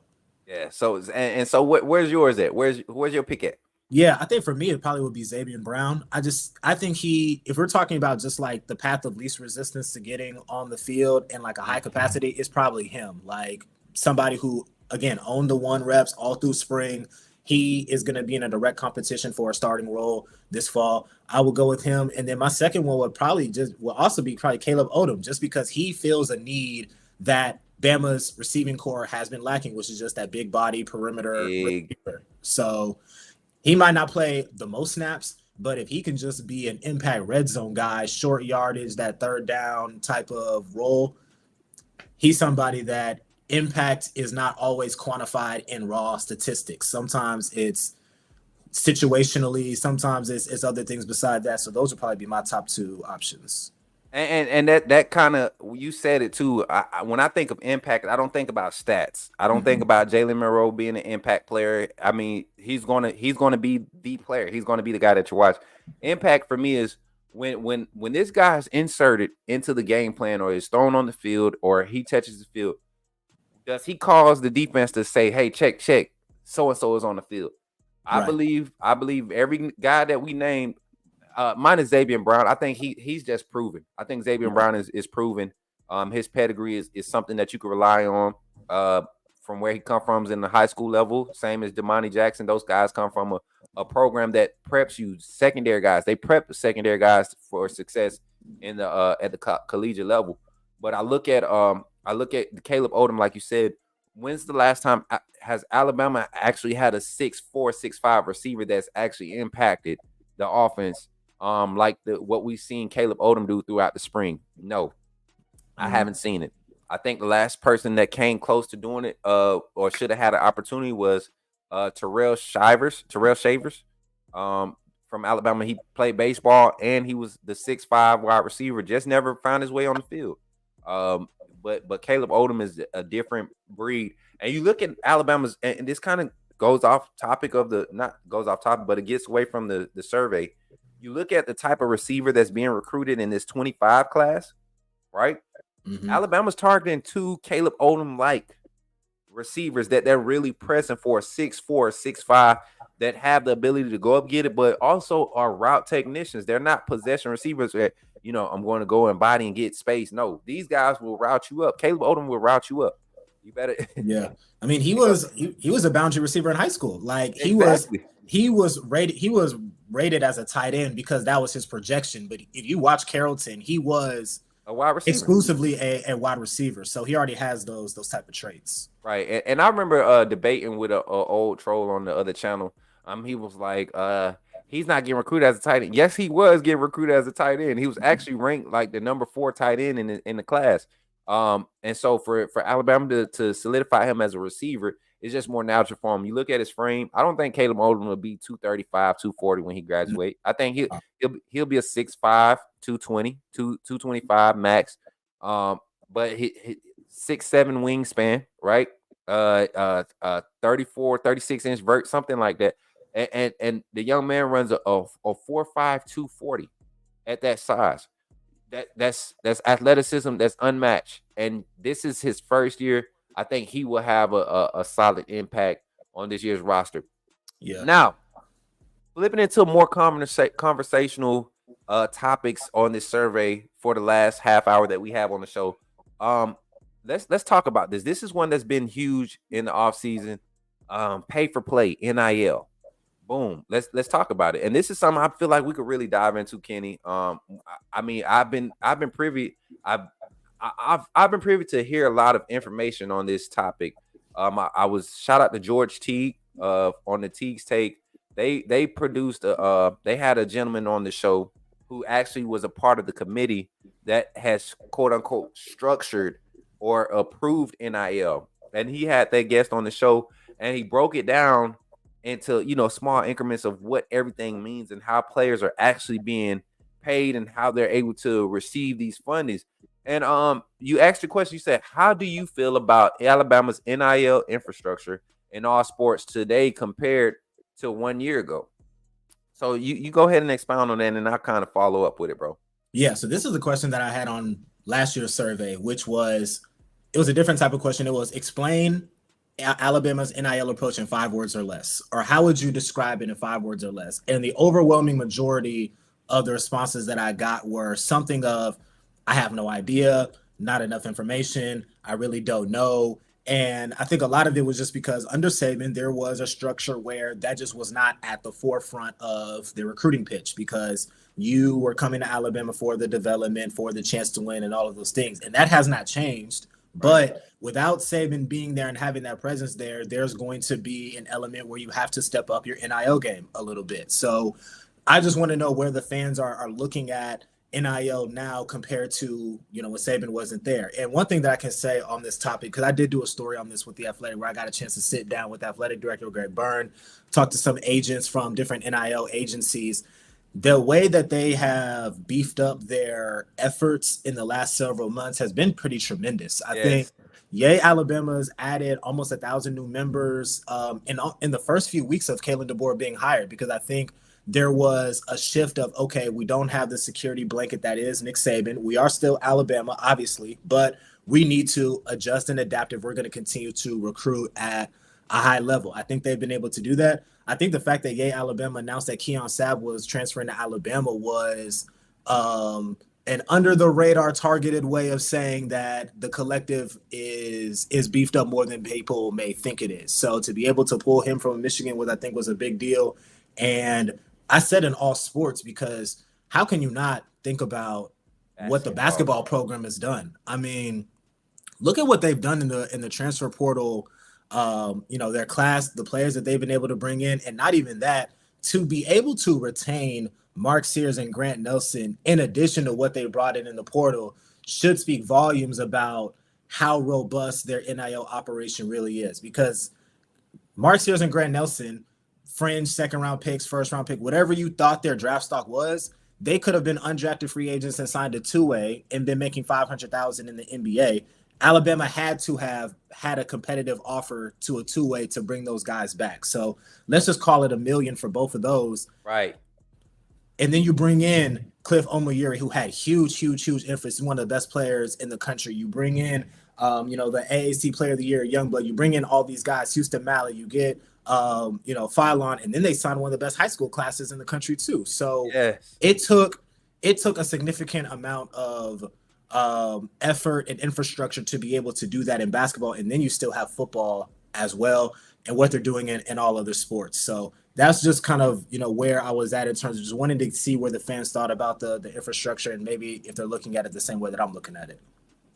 And I could relate with a lot of the success that we've seen, especially early on in this Saban to Kalen DeBoer transition, man.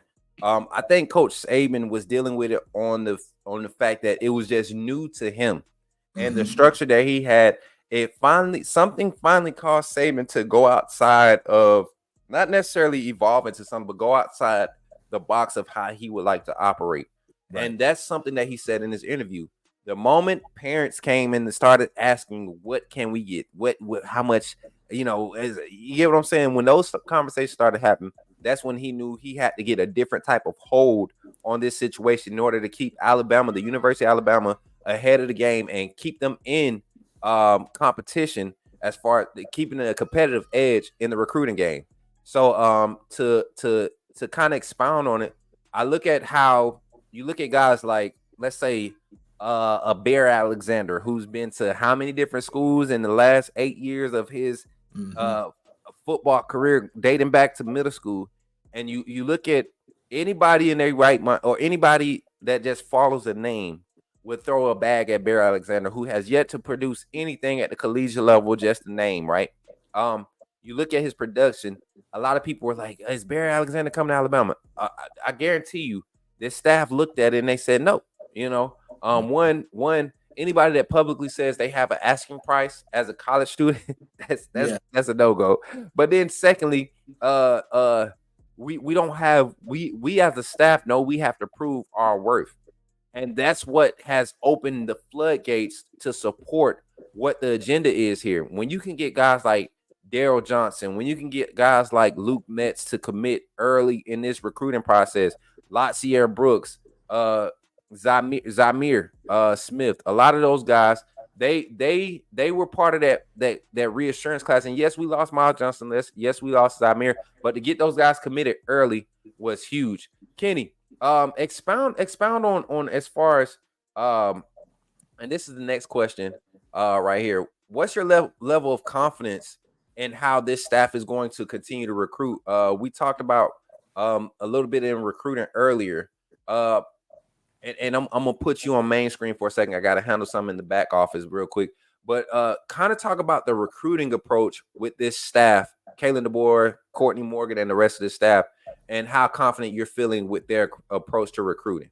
Yeah, I think this is a microcosm of what I think the biggest question is of this season in Alabama is it possible to calibrate or recalibrate the expectations of the fan base? Alabama is known and is used to having number one classes under Nick Saban regularly. They have, I believe, 10 number one classes in a 17-year. Their average ranking in his 17 years is 2.2. So they're used to having the number one or the number two ranked class. What are your expectations for Kalen DeBoer and this staff moving forward? Do you expect him to recruit at a top 3 level? Do you expect him to recruit at a top 5 level? Do you expect him to recruit at a top 10, 15 level?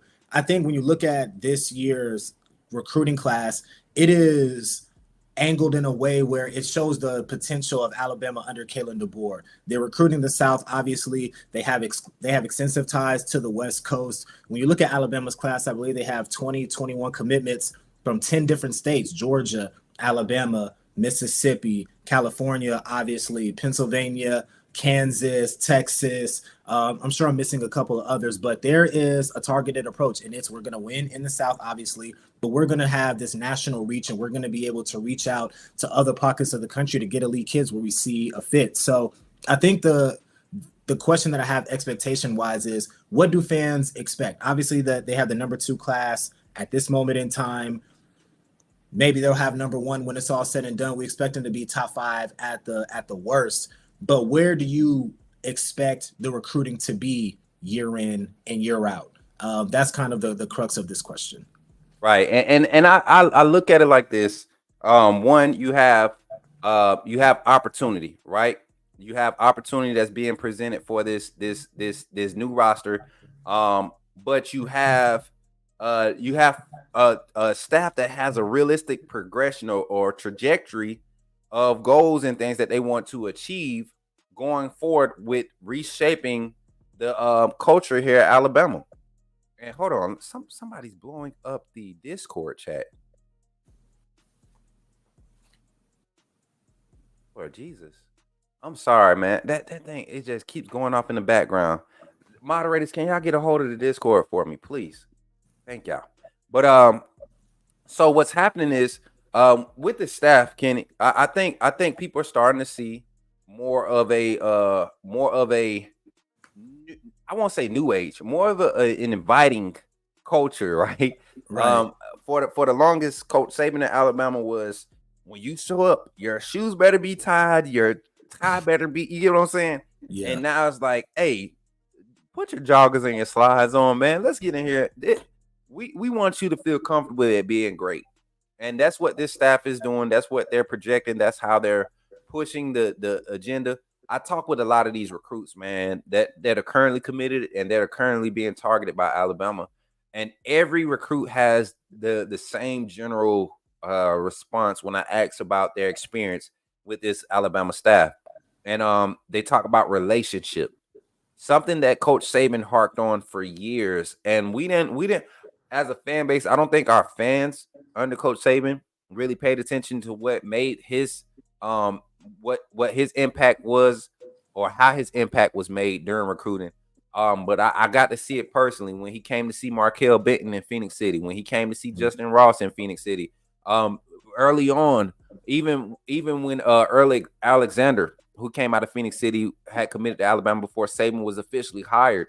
When he got on campus, when Saban got to Alabama January of 2007, he made it a duty to come to Phoenix City. You know, Phoenix City is a hotbed of talent. So you see the same type of energy being applied with this new staff. These coaches are getting into these pipelines and get into these high schools, especially in the state of Alabama, and they're reestablishing the Alabama brand, which has never left. Honestly, we can't lie. We can't sit back and as an Alabama fan and say that schools like Clemson, Georgia, Ohio State, even Florida was coming up the road and starting to pick from the state of Alabama players that early on in Saban's tenure, we were not losing those in-state guys anywhere.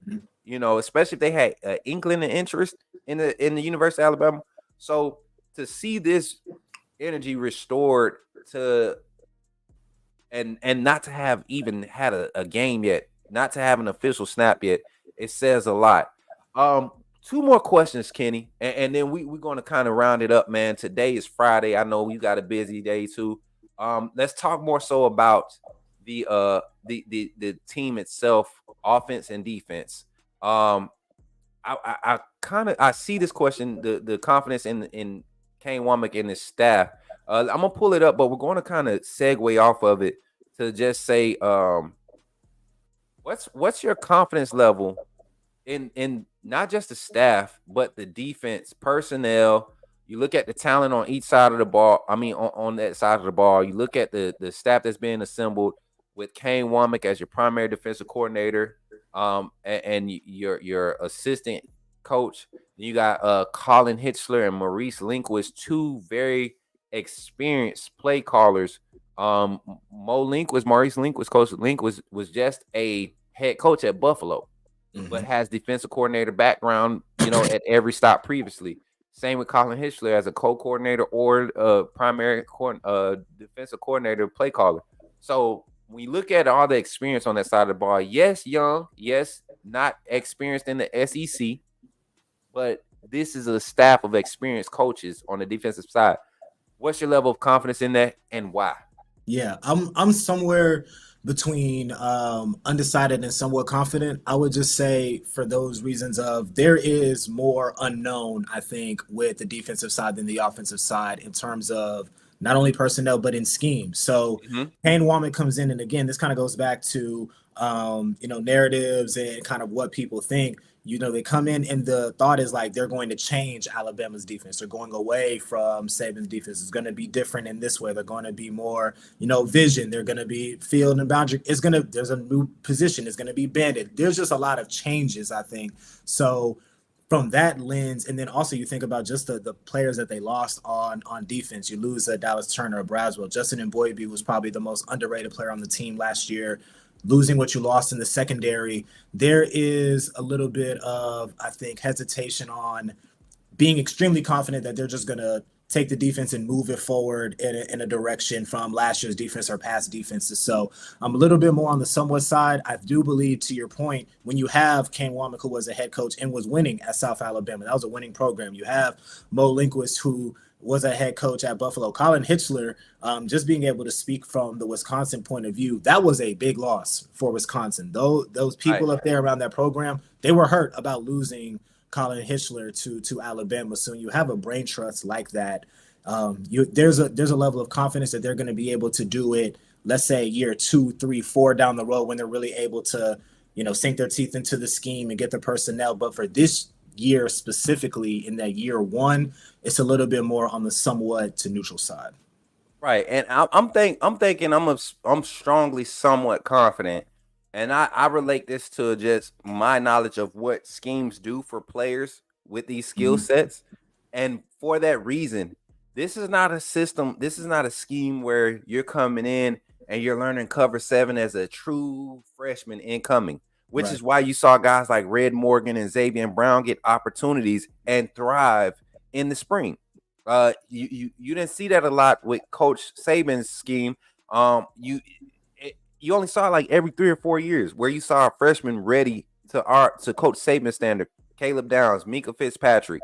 Who else came through? Surtain. I think Surtain ended up being a starter as a freshman. Kool-Aid towards the end of his freshman year started getting those starter reps due to injuries.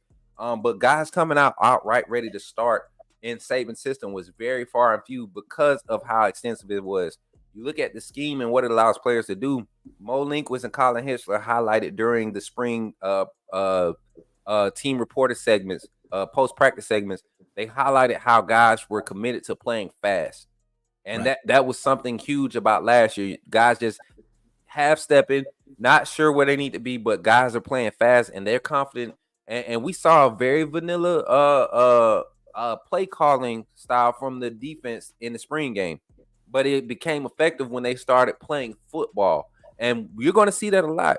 And a lot of times, man, the defense, when you see a transition like what Alabama's experienced right now, the defense isn't the hard part to grasp. It's not hard to grasp defense a lot of times because you have sets, you got space, but you're reacting most of the time.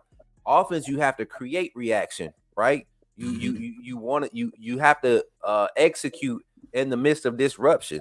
Defense, you're just causing disruption. I don't know about you, but it's definitely easier for me to go and just scribble on a piece of paper and turn it in than to actually go and do research and write what you get what I'm saying? Mm-hmm. And so 100%. That's kind of the analogy I use when you're talking about defensive offensive progression in the spring ball and all of that. So with this staff, Colin Hitchler, Maurice Linquist, Kane Womack, Freddie Roach, you got Christian Robinson over there on the with the outside linebackers. And just to make sure, Jamie Mosley is an assistant to that D-line room. You got Tony, I think, is Tony Ferguson. Did he end up going to Washington? I thought I saw something with that might be something to look up. Yeah, because I was happy about getting him working his strength conditioning and secondary. He's working with the secondary. But I don't think people realize our support staff too. That's another thing. Support staff that's unmentioned that are not necessarily primary position coaches. You got former players that are on that director player, the player personnel side.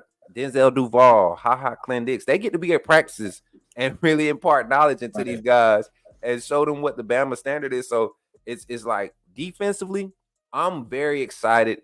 I'm very excited, extremely excited, and I'm somewhat confident. Somewhat, not strong, strongly confident, extremely confident. I'm somewhat confident in what this defense.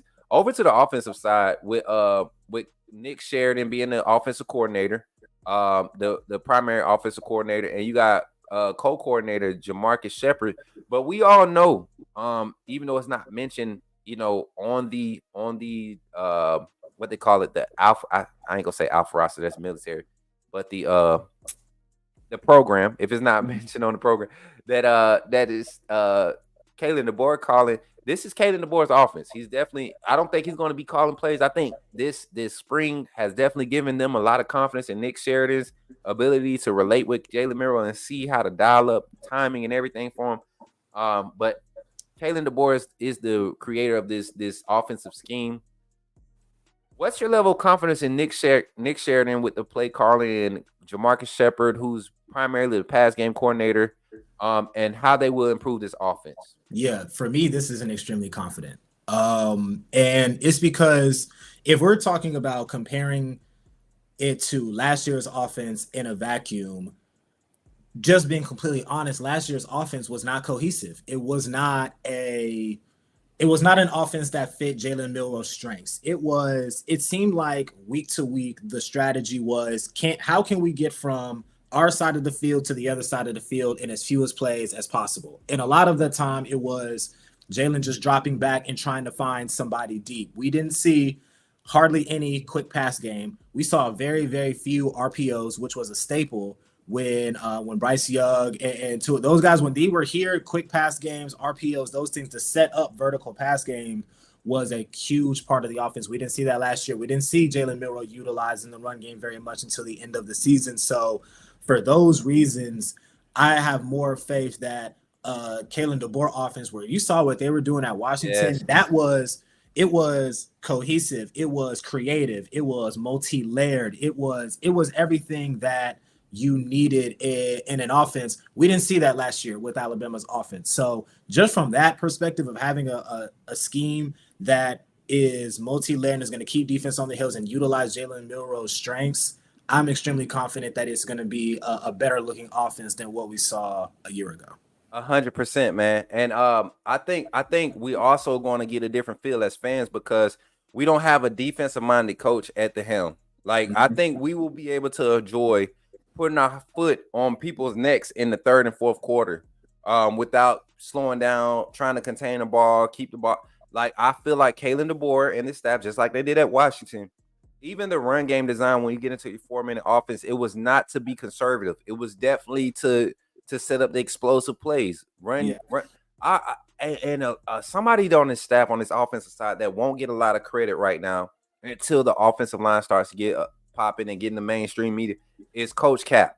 Yeah, Coach Cap is a run. He's basically the run blocking scheme designer, coordinator, however you want to call it. But he's all your run blocking scheme. He's going to provide his expertise on how to tweak Coach DeBoer's system.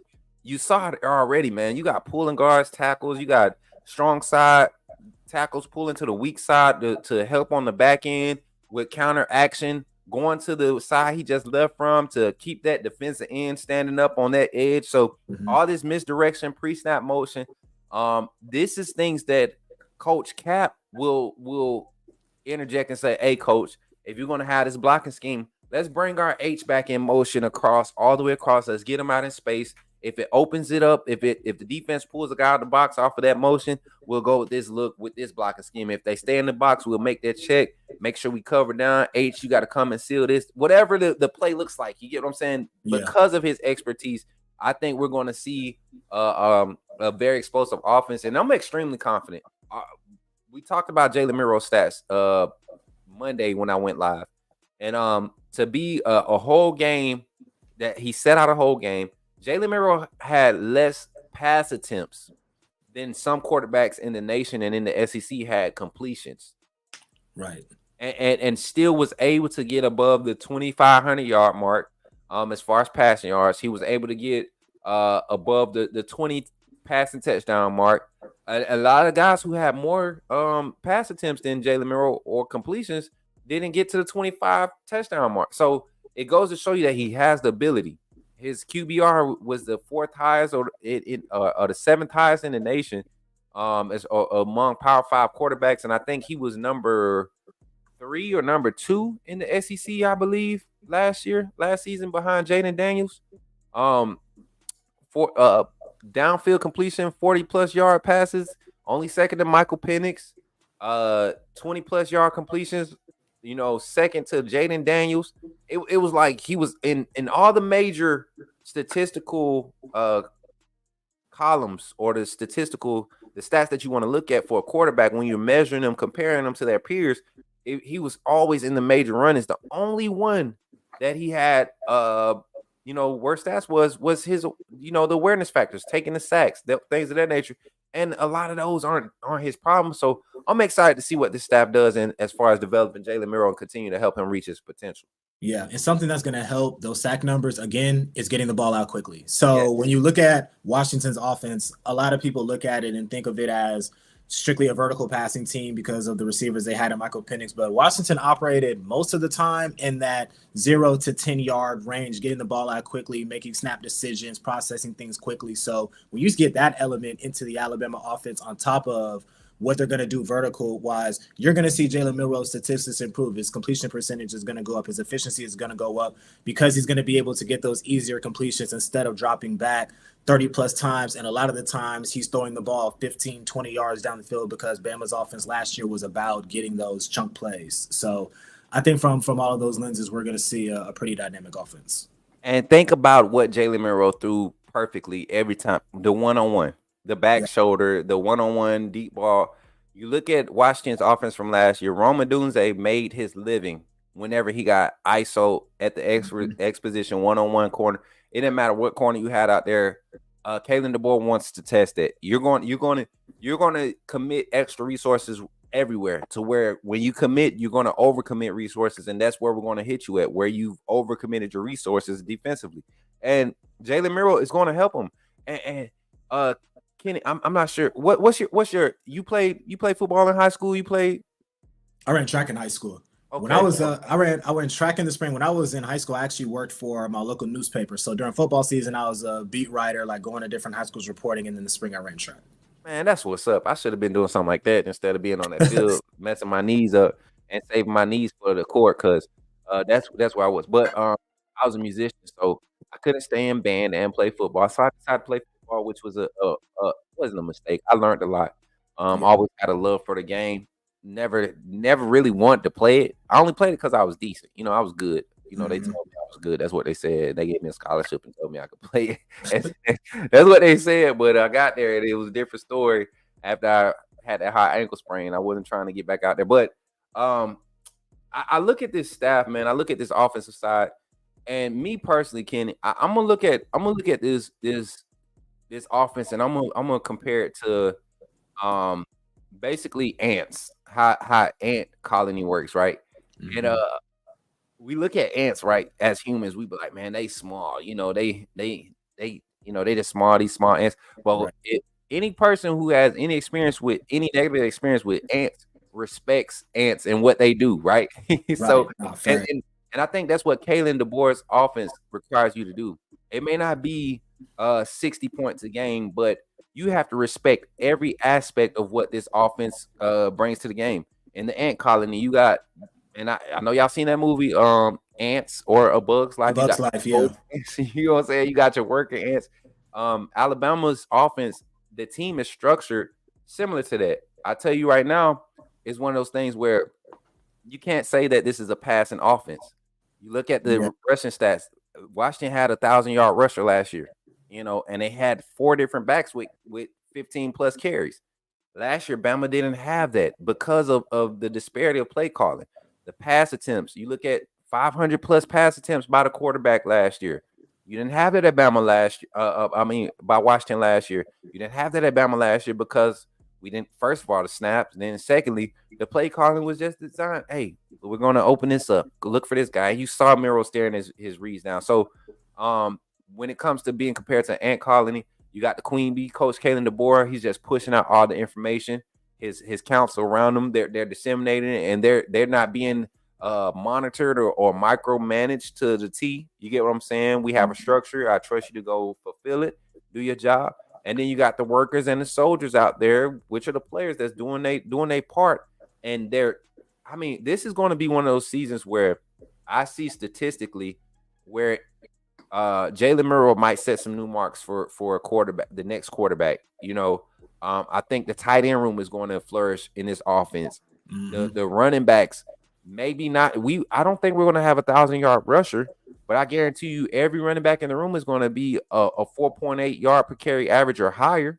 Something that we had that last year. 3.7 was the lowest, but you had the ability to do it. We just didn't stay with the run game. But you got experienced staff on the offensive side. The wide receiver core, I think, is going to explode onto the scene because of the type of schemes. It's just a lot to be excited for. So I'm definitely excited about this offense, Kenny.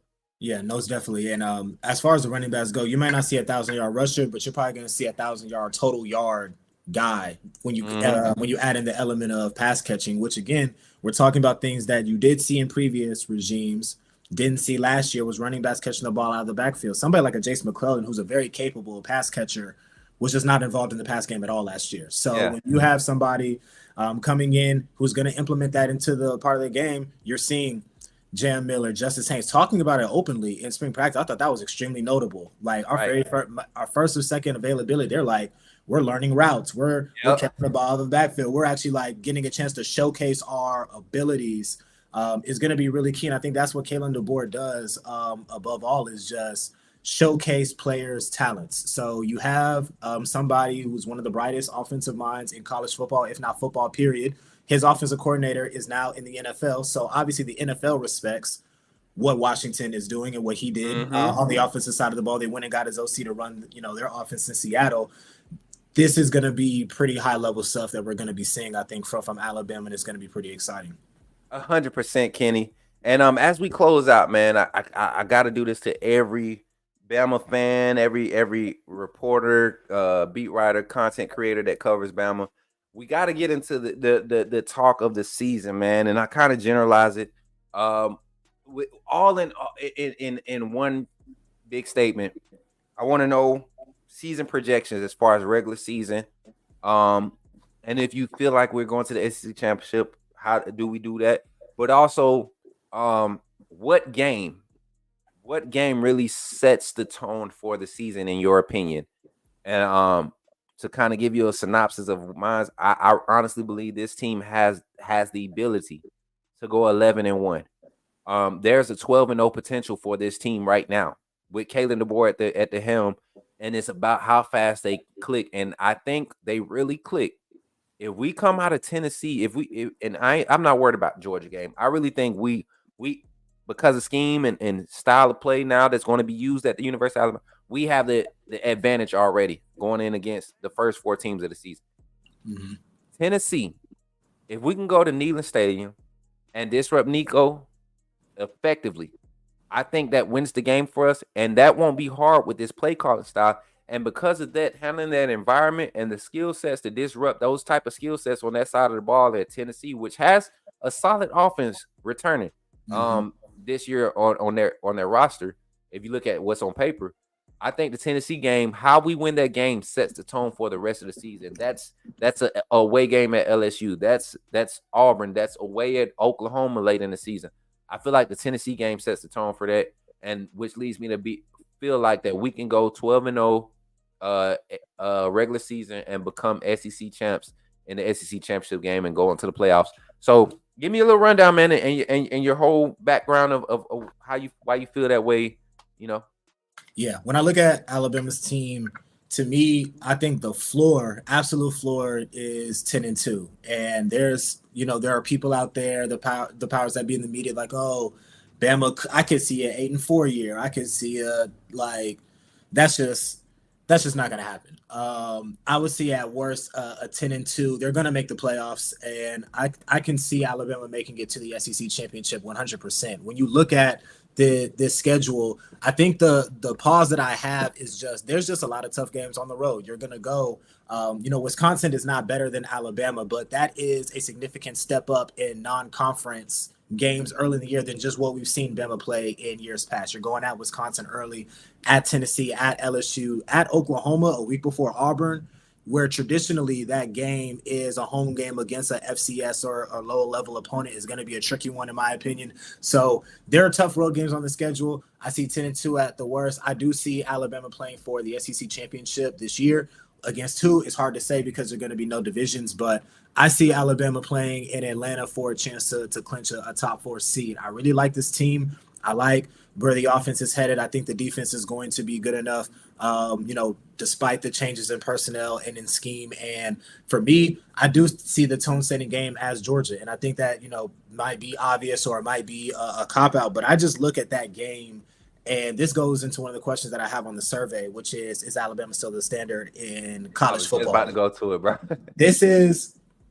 To me, this is a huge statement game for the program, and I think it's going to be a game where you see Alabama put their best foot forward. And regardless of the result, I feel like this is going to be a tone-setting game for the rest of the year, and I think it's going to be an opportunity for Bama to once again, showcase what the program is all about. And I don't think I've said this on the course of the show, but I am a Georgia alum, so being a chance to watch Georgia closely and now being on the Alabama side and kind of understanding this, this power struggle, power shift of who's the standard and who is not. I do believe that, and this is going to play into Alabama's favor, I believe that largely people have forgotten or suppressed what happened in the SEC championship last December because Nick Saban retired.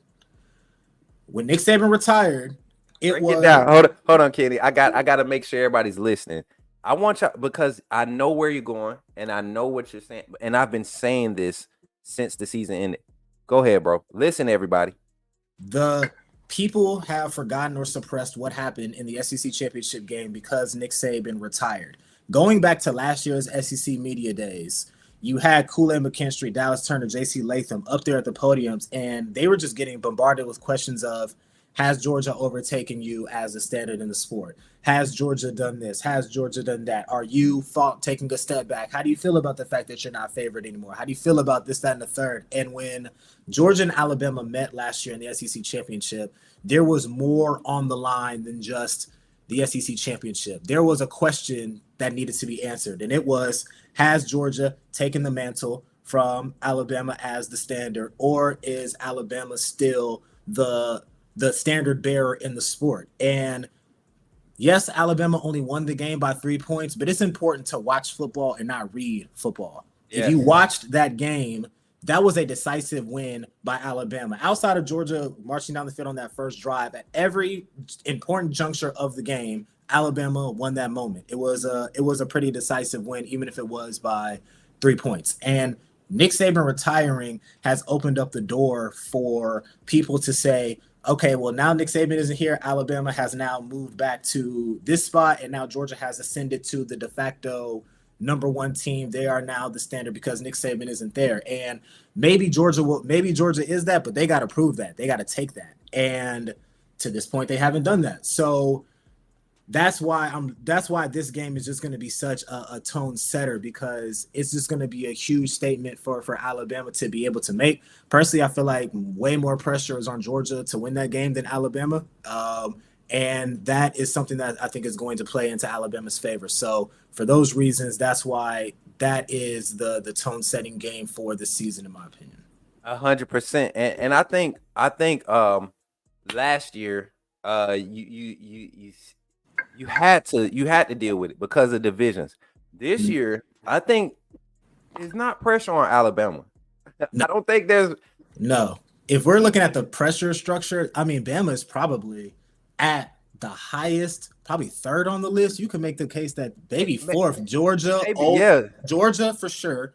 Ole Miss, Texas is up there as well, and then Alabama is in that conversation as well. I would even put Florida before us, bro. I would even put Florida.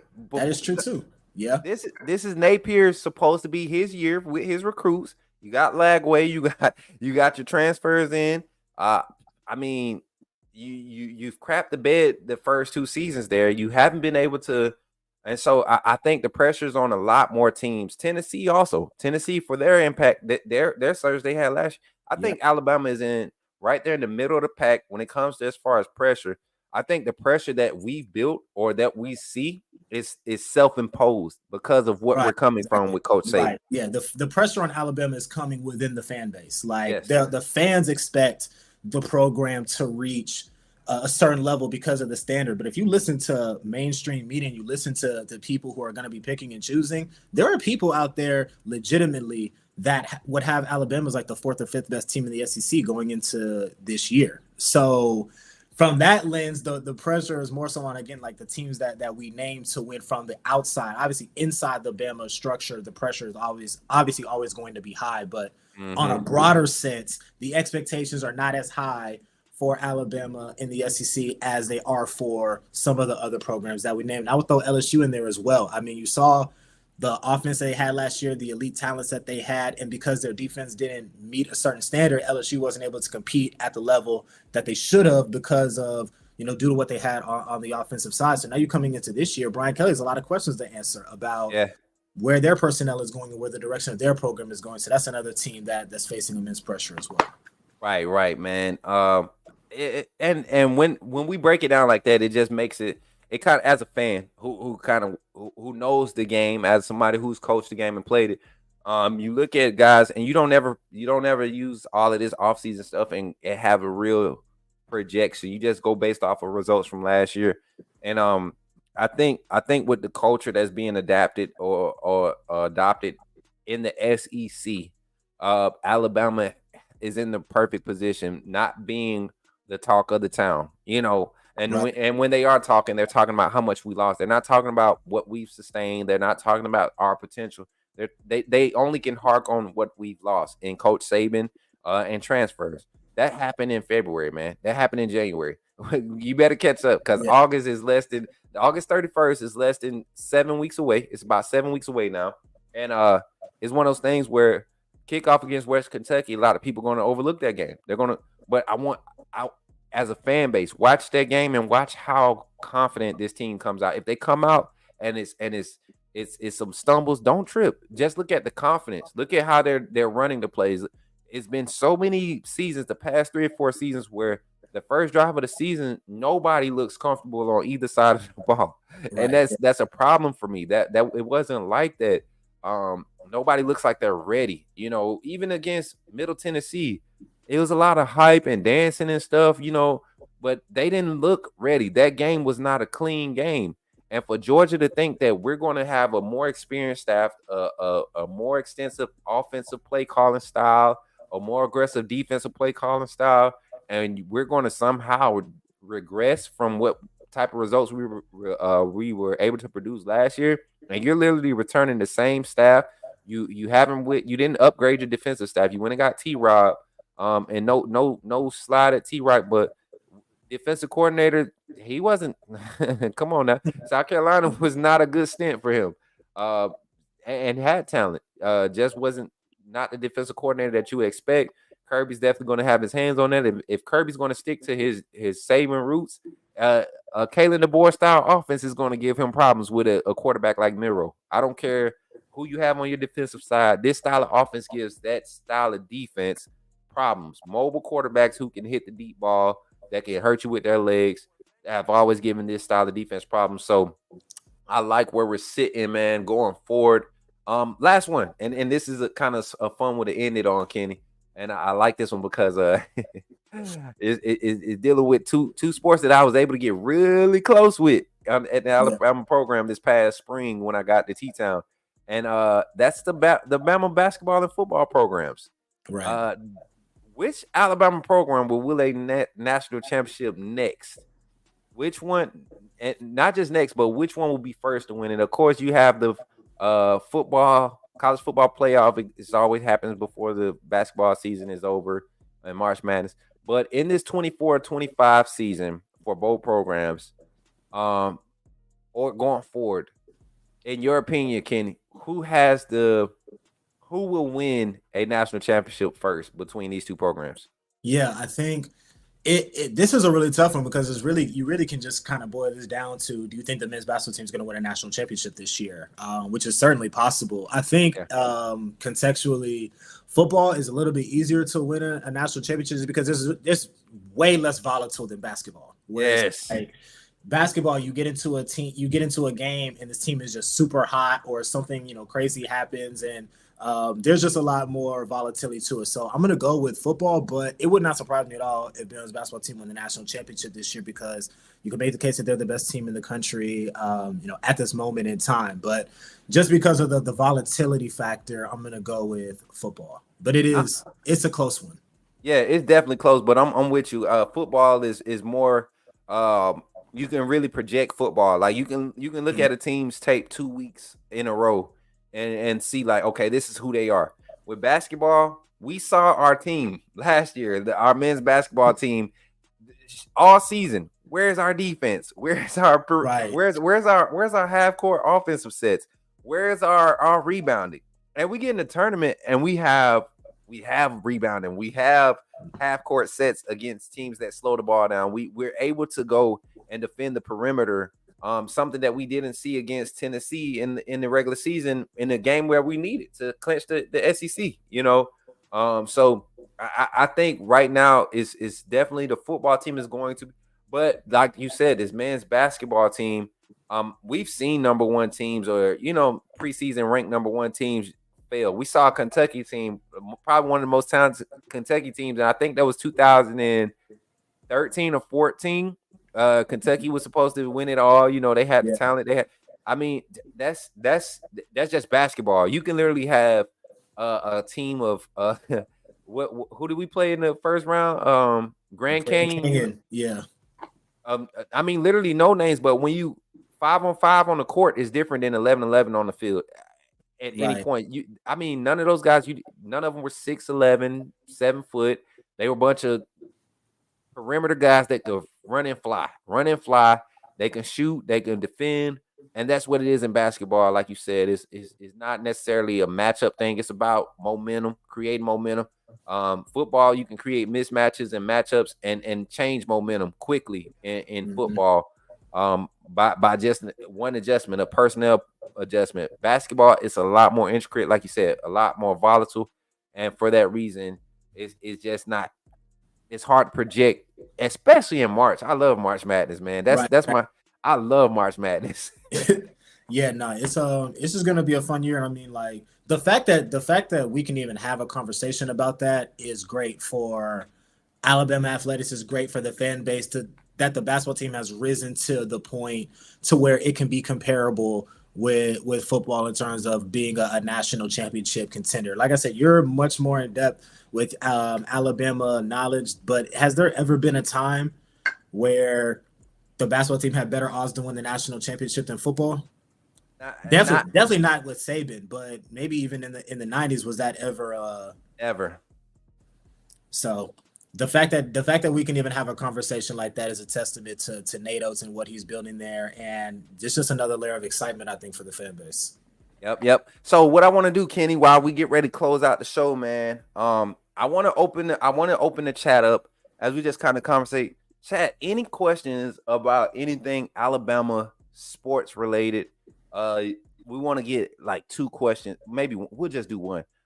Get Kenny's take or his feels on, and Trina, you'll decide which question comes through. I saw one about recruiting earlier. I'm gonna answer that one. Derek Meadows, changing his commitment date to me doesn't change anything about how the position that Alabama's had on this young man, and as far as pulling him from Bishop Gorman out of Las Vegas, out in Nevada. But the young man is looking for a scheme that fits his skill set. You look at Caleb Cunningham, somebody that Alabama is pushing very, very, very strongly for. You look at Derek Meadows. You look at Khalid Lockett. You look at a lot of these wide receivers that are being targeted by Alabama in this class. And we saw Decory Moore commit. We saw.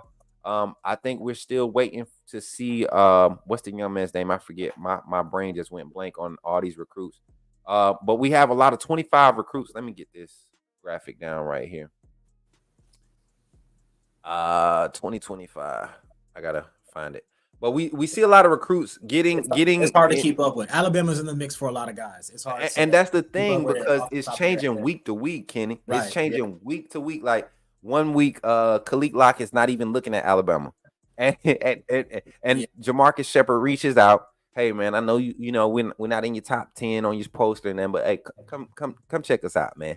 Yeah, I really think you can thrive here. And he Yeah. shows up and okay. This is the type of plays you run. I'm used to running this in high school already. So right, exactly. and Yeah. this is that type of staff. So Derek Meadows is definitely is realistic. The if you see guys, I mean, we got Justice Terry to publicly say, I want to go see what's happening in Alabama. Everybody else doing it. Let me go ahead. And I'm not big on Justice Terry, but Yeah. I really think that says it has a lot to say to what the staff is doing in recruiting. So Derek Meadows is definitely one of those guys to be on the lookout for. Yeah, I mean, how can you not have interest in the program? There are kids that were committed to Bama under Saban, and when the coaching change happened, they went their separate ways and didn't, look back. But for the most part, everybody wants to know what the new Alabama is going to look like. And now, when I say everybody, that's from recruits to fans to media to casual watchers, anybody.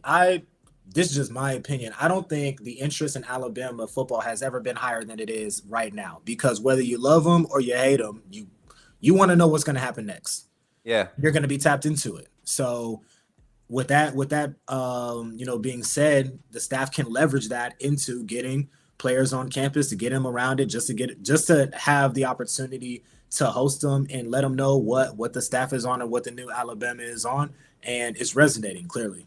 Yeah, and I'm so excited because I look at the trio of maybe a Khalid Lockett, Caleb Cunningham, and a Derek Meadows. You're looking at these guys, man, 6'5", 6'1", 6'2", literally what you want for this. If Yeah. you're talking about a 3-man receiving core, these are the type of receivers Kalen DeBoer. And I don't know if y'all have noticed, Kalen DeBoer in this class, you got Lashier Brooks, who's probably the one of the smaller receivers in this class. I think last year is like 5'10", 5'9", like 175. Let me pull up his stats. I don't want to shortchange my youngin. So 5'9", 170, right? He's your scat guy, your floater, your jet sweep guy, your slot guy, in and out the cuts. But Kalen DeBoer's roster last year, the wide receivers and how they were used, most of the guys are 6 foot, 6'1", 6'4". You get what I'm saying? All his impact guys were bigger body receivers. He's kind of phasing that back into this space eating type of offensive pass scale concept that they use. And those three guys fit the mold to the T. They fit it Right. to the T. Right. And I mean, again, you can't argue with the development. That's like a cheat code for an Alabama school that has had a long-standing case as wide receiver U, now bringing in a coaching staff that had the best receiving core in college football last year. And all those guys, I believe, were top 60 picks Yes. in the draft. So now you have the Alabama wide receiver pedigree mixed in with what they just did at Washington. If you're a receiver, how can you not hear them out at the least? Even if you don't decide to choose Alabama, how can you not get on campus and just hear them out and see how you could possibly fit in the system? Right, 100%. And I'm looking at the wide receiver room right now, man. And if you can secure two of the three names that I just announced, that's a successful recruiting class as far as the wide receiver position, because Brooks isn't going anywhere, and I think he's an immediate impact the moment he steps on campus with his speed, his hands, his ability to go up at his size. I mean, another Jalen Waddle like skill set. But you look at Meadows. This is a guy with very, very strong hands. You look at his film, you look at his highlights, very strong hands. You're not winning a battle in the air. You're talking about two sets of hands on the ball. He's winning that, more than 90 50% of the time, more closer to 80 to 90% of the time. He's winning those, and that I think that carries over to the collegiate level. But then you look at the big guys, man. Caleb Cunningham is another big body receiver. I can't wait to see his development at the next level. And my guy, man, I think Khalid Lockett is the one for me. I love his route running, and I love his speed. I don't think he get enough love for his work back to the ball routes, his hitches, his curls, his comebacks. The way he sinks in at the top of his route, sinks his hips and drives out to drive towards the ball. Khalid Lockett to me is the swing guy in this recruiting class. You get him and you get the other two receivers. So I think if Khalid Lockett comes forward and commits to Bama, I think we get Meadows, and I think we get kept. I've already heard Cunningham is already a shoe-in. I mean, talking to his people, that's an automatic. That's a setup for just a crazy recruiting class with him committing. And then just the guys getting elevated as 5 stars. I think Michael Carroll got elevated on one recruiting database. Keelan Russell. Yeah. Who else was the other ones? Let me go over here. You had Keelan Russell, the guy, his 5th star, Dijon Lee. And I did a video on this a few weeks ago, man. I just started naming guys. Justin Hill, he's going to be a 5-star. Daryl Johnson, he's going to be a 5-star. All those guys that were ranked 94 literally before these new rankings started coming out, they are now becoming 5-stars. So if you look at it now, everybody's asking about where the 5 stars for Bama. Well, right now, Keelan Russell was a 94 overall 4-star. He's a 98 overall 5-star now. Dijon Lee, 94 4-star before the rankings. 98 5-star now. Daryl Johnson, 94 4-star. He's probably going to get his 5th star, 96 97 type ranking. Justin Hill, and I'm going to pull this up. I'm over here looking at it, and everybody's like, what is he looking at? I'm looking at this this crazy recruiting class that we have committed right now of 20 commits. And Gold Peak, thank you to Gold Peak for not sponsoring our stream today and popping up anyway. But we appreciate you, Gold Peak. And but nah, Justin Hill, man. I mean, the linebackers, everybody 93 up has the potential to be 5 stars, man. And I'm counting right now. Michael Carroll has already been elevated as a 5-star on some sites. Caleb Edwards might. I mean, look at this. And also, like another part about recruiting is that there's a lot more that goes into where a kid is ranked than just what they're putting out on their high school tape. You have somebody like a Derek Smith, for example, who is probably 5-star talent, but if you're not working, you know what I'm saying, if you're not working the camp circuit, if you're not going to this event and that event, if you're not doing all of those things, that can affect your ranking. Maybe not in a negative way, but you're not adding anything more to it if you're not performing at the OTEs and the Rivals 5-star. It's hard to keep up with. There's so many of these type of elite camps and series, Yeah. all those things, but there's some game to be played as well, and on the political side of it that goes into rankings as well. So while we do all pay attention to rankings, and while it does mean something, it is not the entire piece of the equation. So there are guys that are probably a little bit more talented than what their ranking suggests. And this is where I look at quality, Kenny. I look at, when I say quality, what I'm looking for as far as quality players. When you start getting into this part of what's being recruited to Alabama, and I had to zoom in, and you don't even have to see the name. When you see in the state in their position, they're like top 10. When you see a lot of those on a recruiting class, you're doing something good. Right. In his state, the number 4, number 3 at his position, nationally ranked number 10 best player. In his state, the number 2 best corner. This is Dejon Lee, number 4 at his position in the nation. In his state, number 9, Daryl Johnson at linebacker, number 4 at his position. I mean, in the state as a player, number 9, and then number 4 at his position. Same thing. I mean, just look at it. You got guys who are in the top 10, top 15 in your first 5, 6 recruits, and then the rest of them top 30, top 50. Like, you have to literally get down to start saying, okay, now we're looking like a Kentucky. Now we're looking like a Vanderbilt. You know what I'm saying? And these guys, Luke Metzen and Lachia Brooks, those are 2 3-stars that I know for a fact are they feel the disrespect, especially Luke. And I'm a Georgia native. Mill Creek is a real program. Like they're playing at the highest clip. So an impact player for a program like that is a damn good player. So right. The rankings and the stars don't always tell the story. What high school do they go to? What state are they playing in? Are they making an impact? Those are the things that you should be looking at in addition to just raw rankings. 100%, Kenny. And with that being said, y'all, I think we kind of wrapped up everything that everybody wanted to know. It was going to be a lot. They expect me to know everything about recruiting, Kenny. I don't know why. I don't know why they think. I just know what I know. That's it. I don't know everything. I just know what I know. Hey, well, to your credit, you know a good amount, which I think that's why people have that expectation of you, because you do know some things. Man, and I'm grateful to be in this position, man. And as we close, man, let everybody know where they could follow you, man. I think I put it in the description on Twitter, of how to find you on Twitter, but how can they get access to everything that you do? I've got my athletic account, so just kind of explain to them how they could find you, my brother. Yeah, so Twitter/X at Skinny Kenny _. So that's SKINNYKENNY _. So you can find me there on the socials, theathletic.com or The Athletic if you want to do it on a mobile app.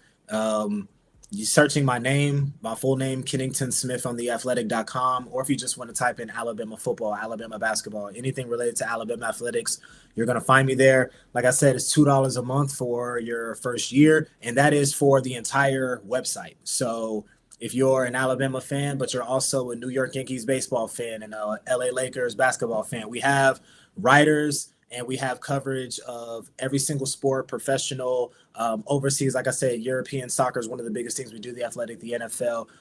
It's a comprehensive website, so you can come to theathletic.com and not only read about what I'm doing with Alabama, you can read about pretty much any other team that you're thinking of, college or professional. It's a great deal, and come be a part of it because we're having a lot of fun over there. And 100. to fill out the fan survey. So that's a free thing. It's a Google link. Like I said, fill out the fan survey and then check back with us next Wednesday when I release the results and do an analysis of the survey. So that'll align with Alabama's day at SEC Media Days. So, be locked to that. And like I said earlier, I have an interview with Kalen DeBoer, big feature on him coming out, some other things in the works. So the season is right around the corner. We're about to pick up the content, and I would love for you to join us at The Athletic, in addition to, continuing to support Smook and everything that he's doing here as well. So there's enough content around for everybody. So, just enjoy it all. And, I hope you continue to support what we do. Yes. Kennsington Lloyd Smith III, my brother Kenny. Man, listen, it's been an honor. It's been a privilege having you on, man. And y'all make sure y'all go and follow my bro, man. I'm telling y'all, y'all gonna see a lot of pictures with me and my bro together this fall. We already Yeah, we man. already talked about it in spring. Like, man, is we're locked in. We're locked in, and transition has caused us to not be able to talk every day or every week like we once were. But I think the grind is what's most important to both of us. I remember when the week before the spring game, you were on vacation. I think you were you had went on vacation, and Hmm. I showed up to the second scrimmage, and I just knew you was going to be at that close scrimmage, Kenny. I was like, man, I'm gonna go chill with my boy Kenny. I could hide a little bit, you know. I ain't supposed to be here anyways. Let me just get off Right. in the cut. I get there, my boy ain't there. I hit you, and you hit me back like 2 days later. Yeah, man, I'm not. I'll be back before the spring game. I'm like, okay, bet. And but yeah, man, just to have that relationship and have that brotherhood in this industry is definitely important. And y'all can expect to see Kenny over here a lot, especially when the season kicks off. He's going to be one of my primary guests for our Friday segments. I can tell you that right now. Every Friday he's available. I'm gonna try to have Kenny on, and y'all can get used to seeing him on the Coach Smook Network. This is my brother, and he brings a lot of good aspects to this industry when it comes to covering the University of Alabama, and particularly the football team. His perspectives, his think about the other side, uh, perspectives and approaches definitely keep me on my toes. And a lot of times, my takes are derived from what I read in his articles because they're so accurate. Knowing that I can relate to this man when he's writing something that I saw from the same terms of wording, but literally getting the same message out. That's when you know you're doing something special and you can connect with people. So, Kenny, appreciate you for pulling up today and gracing my little old platform with your presence, man. I'm Nah, man, telling you, man, I I'm appreciate you. grateful to God, man. I really am, bro. Yeah, no doubt. And let's just keep a good thing going. So Yes, sir.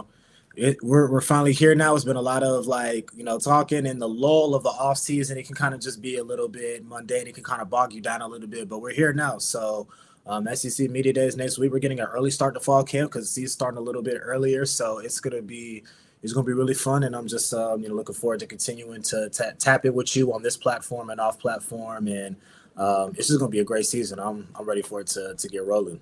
Excited, Kenny. And if you haven't heard about it, man, I know you're going to be at the Alabama Georgia game. I know that's something that you already. You probably got your game tickets already, right? Or Yeah, you get sideline passes because you a big dog. You know what I'm saying? You get to yeah, do no, big stuff like that. But yeah, no, I'm looking forward to it, and I'm sure I've been seeing that you're gonna be doing something in regards to like having everybody come out. Let me tell you something again. I am a University of Georgia alum. I am bringing a very, very, very large dog contingency to the game, so it's yes, gonna be there. There's gonna be a lot of my friends and people that I know making the trip to this game. So I'm gonna direct them to your spot, and I'm gonna send them there. They're gonna be in there. They're gonna be in their dog gear, and I'm gonna just be like, hey, like this is where you need to go. yeah. Come on, And tell them just to come. say just and let it fall where it may. So I'm looking forward to it. It's just gonna be like a great social event, and it's gonna be my friends from UGA. My entire fraternity chapter is coming down for the game. We're gonna be out there deep. So I already know, man. And the good thing about what we're doing with the Coach Smoot tailgate party event is the simple fact, man, that it's not just for Alabama fans. You yeah, can be a Tennessee fan and pull up to this event.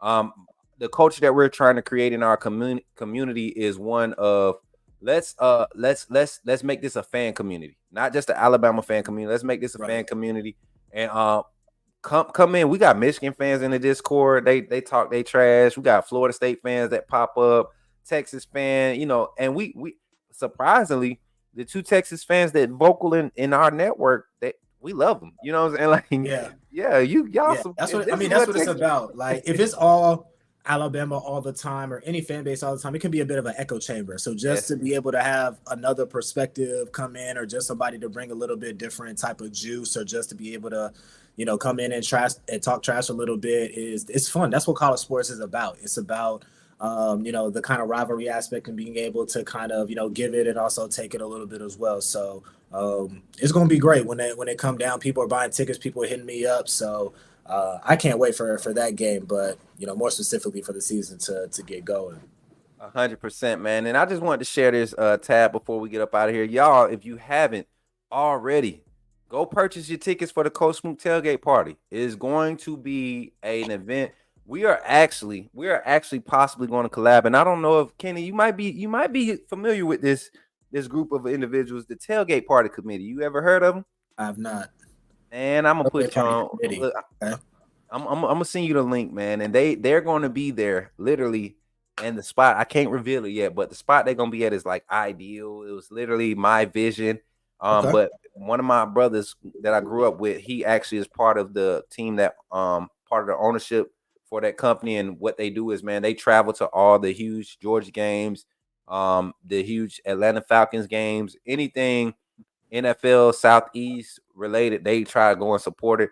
They actually did an event in, I want to say Baltimore last year or the year before. They actually traveled and took the whole people traveled from Georgia, That's hard. Wisconsin, like everywhere to be there, New York, to be there for this event. So we might have that solid collab. I'm going to be talking with those guys today. And but y'all go and purchase these tickets. I'm telling you right now, today is probably the last day that these tickets will be available.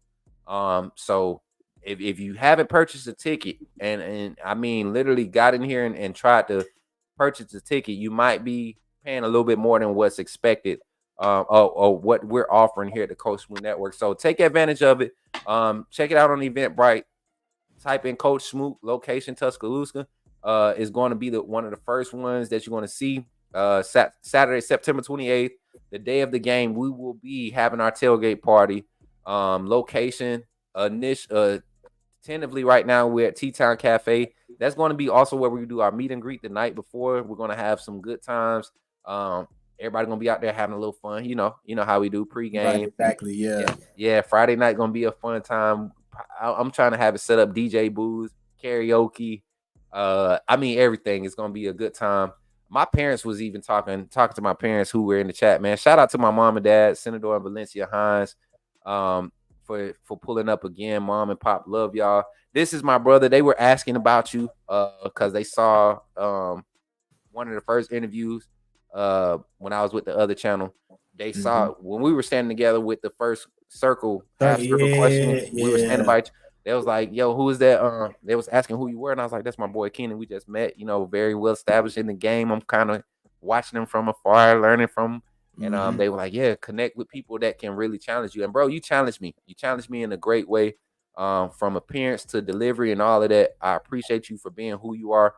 And thank you for being on the Coach Smook Network, man. Yeah, man, I appreciate you being who you are. And I just want to encourage you while I have this time to just continue to walk in your purpose and to be confident in who you are and to just continue to have faith. It goes back to the devotional of just believing that you are here for a reason and that God has prepared you for a time such as this. So continue to walk in that, continue to be consistent and continue to believe and continue to do the things that you feel is best for yourself and best for the network, and the results are going to speak for itself. So I'm really appreciative of this opportunity. And this is obviously not the last time. I'm kind of talking like, we're just going to go our separate ways, but you know what the vibes are, saying, it's all love. So, I'm glad to have been on here for this time, and we're going to continue to keep a good thing going.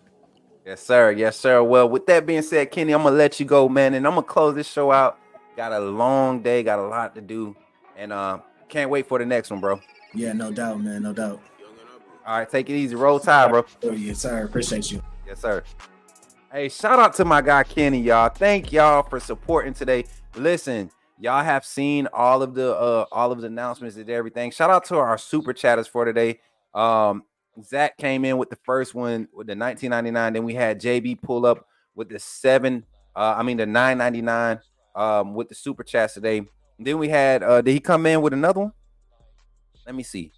Oh, he did. Okay. Y'all was coming in. Y'all started going crazy. I didn't see that third one. Go back to that one for me, Trina. He said, Jack, you showing. He said, Zach, you showing. Oh, the second one. I'm sorry. Zach, you showing off now, man. Love you, bro. I love y'all little competitive nature amongst the family, man. The lovely competitive support that you all show for the network, man, Coach Smook Network, and for each other. And I want to say this, and I know he won't take offense to it, but I want y'all to keep a certain individual in our community in your prayers. Davin Jones suffered a loss in his family this past earlier this week. Very very sad news to hear. If you live in the area of Birmingham, you probably read about it. Very unfortunate situation, but keep him and his family in your prayers.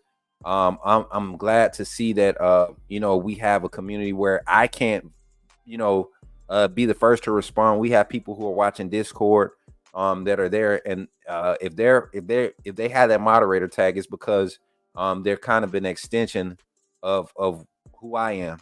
All right, and so if they're talking to you and saying that we're praying for you, they're speaking on behalf of Coach Smook and the Coach Smook Network. So y'all keep diving in your prayers, and everybody else that's going through and dealing with whatever life is gonna deal its due. And you got to be prepared, and it's a lot easier when you have a support group or people that really support you and want what's best for you around you to do those things. So with that being said, thank you all for supporting all my AAA members. I want to thank you. We haven't ran this one in a while. I want to thank you all, and if you aren't a member of the AAA family, do so by clicking the link. One of my moderators, while we do our closeout, because what's going to happen is we're trying a new closeout. I'm gonna do the outro with the AAA welcome. I mean the thank you, and then we'll run the music and run up your comments. We'll run the once I go off screen, we'll run the music for 2 to 3 minutes and run up your comments. I want to highlight comments. I want to screenshot comments. So when we do a little shorts and stuff of that nature, I want to highlight some of it could be a silly comment. It could be like a comment of the day. I mean, anything. Just run up the comments, AAA emojis, all of that. So with that being said, I am Coach Smook of the Coach Smook Network. I love each and every one of you. God bless you. I'm glad that you all were stuck it out with me this week. It's Friday. Y'all know what we do on Friday nights. The Boom Boom Room will be open tonight. You can bet. Trina, calm down. Calm down. Trina, calm down. She get in the back. She get hyped about that boom boom. Y'all. Y'all, when I said the boom boom room will be open tonight, Trina started rocking like this. She love the boom boom. I love that, man. And it's crazy because I never thought my Discord server and is Vontae here? Is Vontae back? Let me see. If Vontae is back, I want him to come on screen real quick before we get off. Because I'm creating a position for my brother to come and be a part of the network. When y'all see the filming, the shots that we had, and he might not want to come in here right now. Hey, real talk. I need y'all to be honest with me. And I'm gonna stop the music so y'all can hear me. I need y'all to be honest with me. And I hope I didn't do this to my bro when he was online. But it's a confession moment, and I'm trying not to get emotional.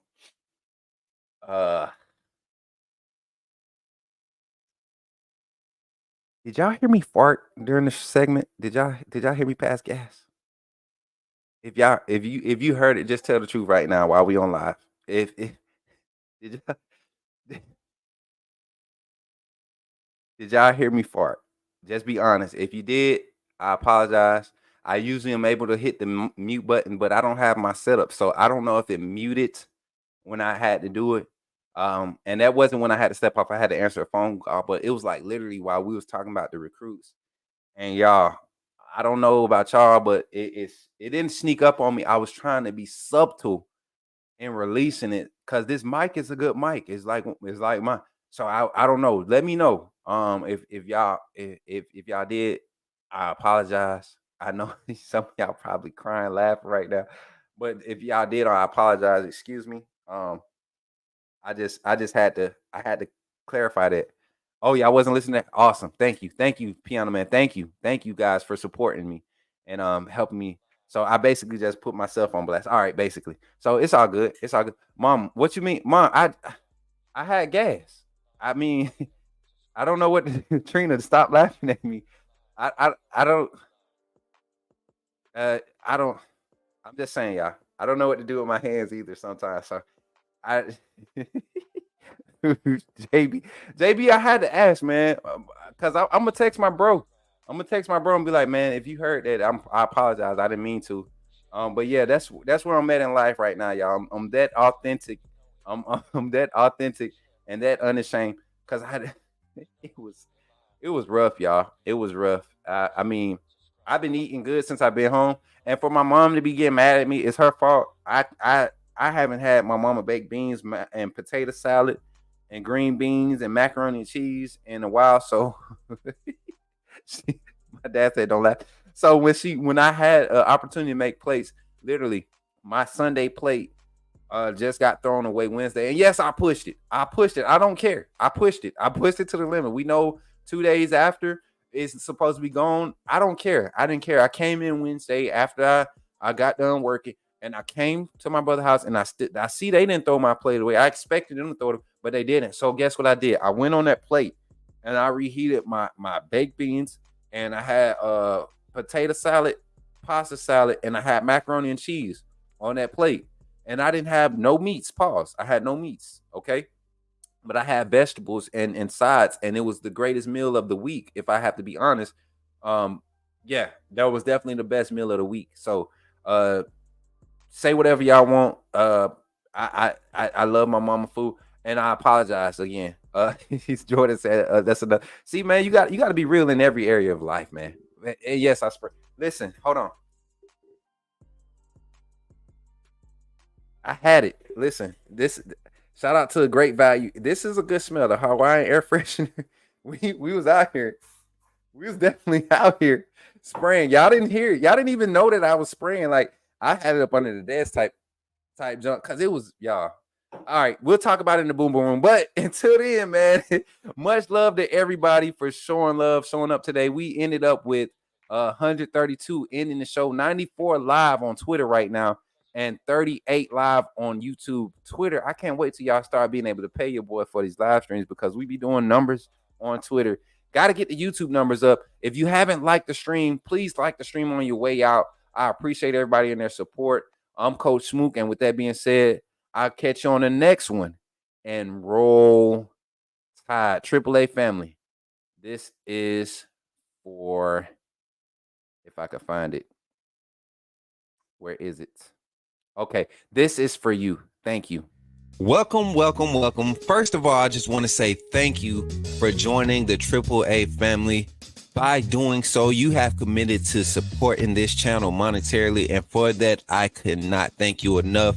I'm glad that you saw fit to contribute to the growth of this network, and because of that, you will have access to all the behind the scenes content that we're going to be placing on this channel, backstage access to all the vlogs, VODs. We got all types of content. You will have early access to it. Also, any event that you see come out with Outside with Coach Smook, or anything sponsored or partnered with Coach Smook, will be preferred, and we will all make sure that we're all taken care of. This community is going to continue to grow. Don't miss out on any opportunities to network. We have other content creators. We have business owners. We got entrepreneurs. This is Coach Smook Network because we believe in networking. We want to uplift the community. So thank you for contributing to helping that mission, seeing that goal. And that's really what we're here for, right? We're here to uplift and continue to grow. So thank you for all your contributions, and welcome to the family. AAA SOS.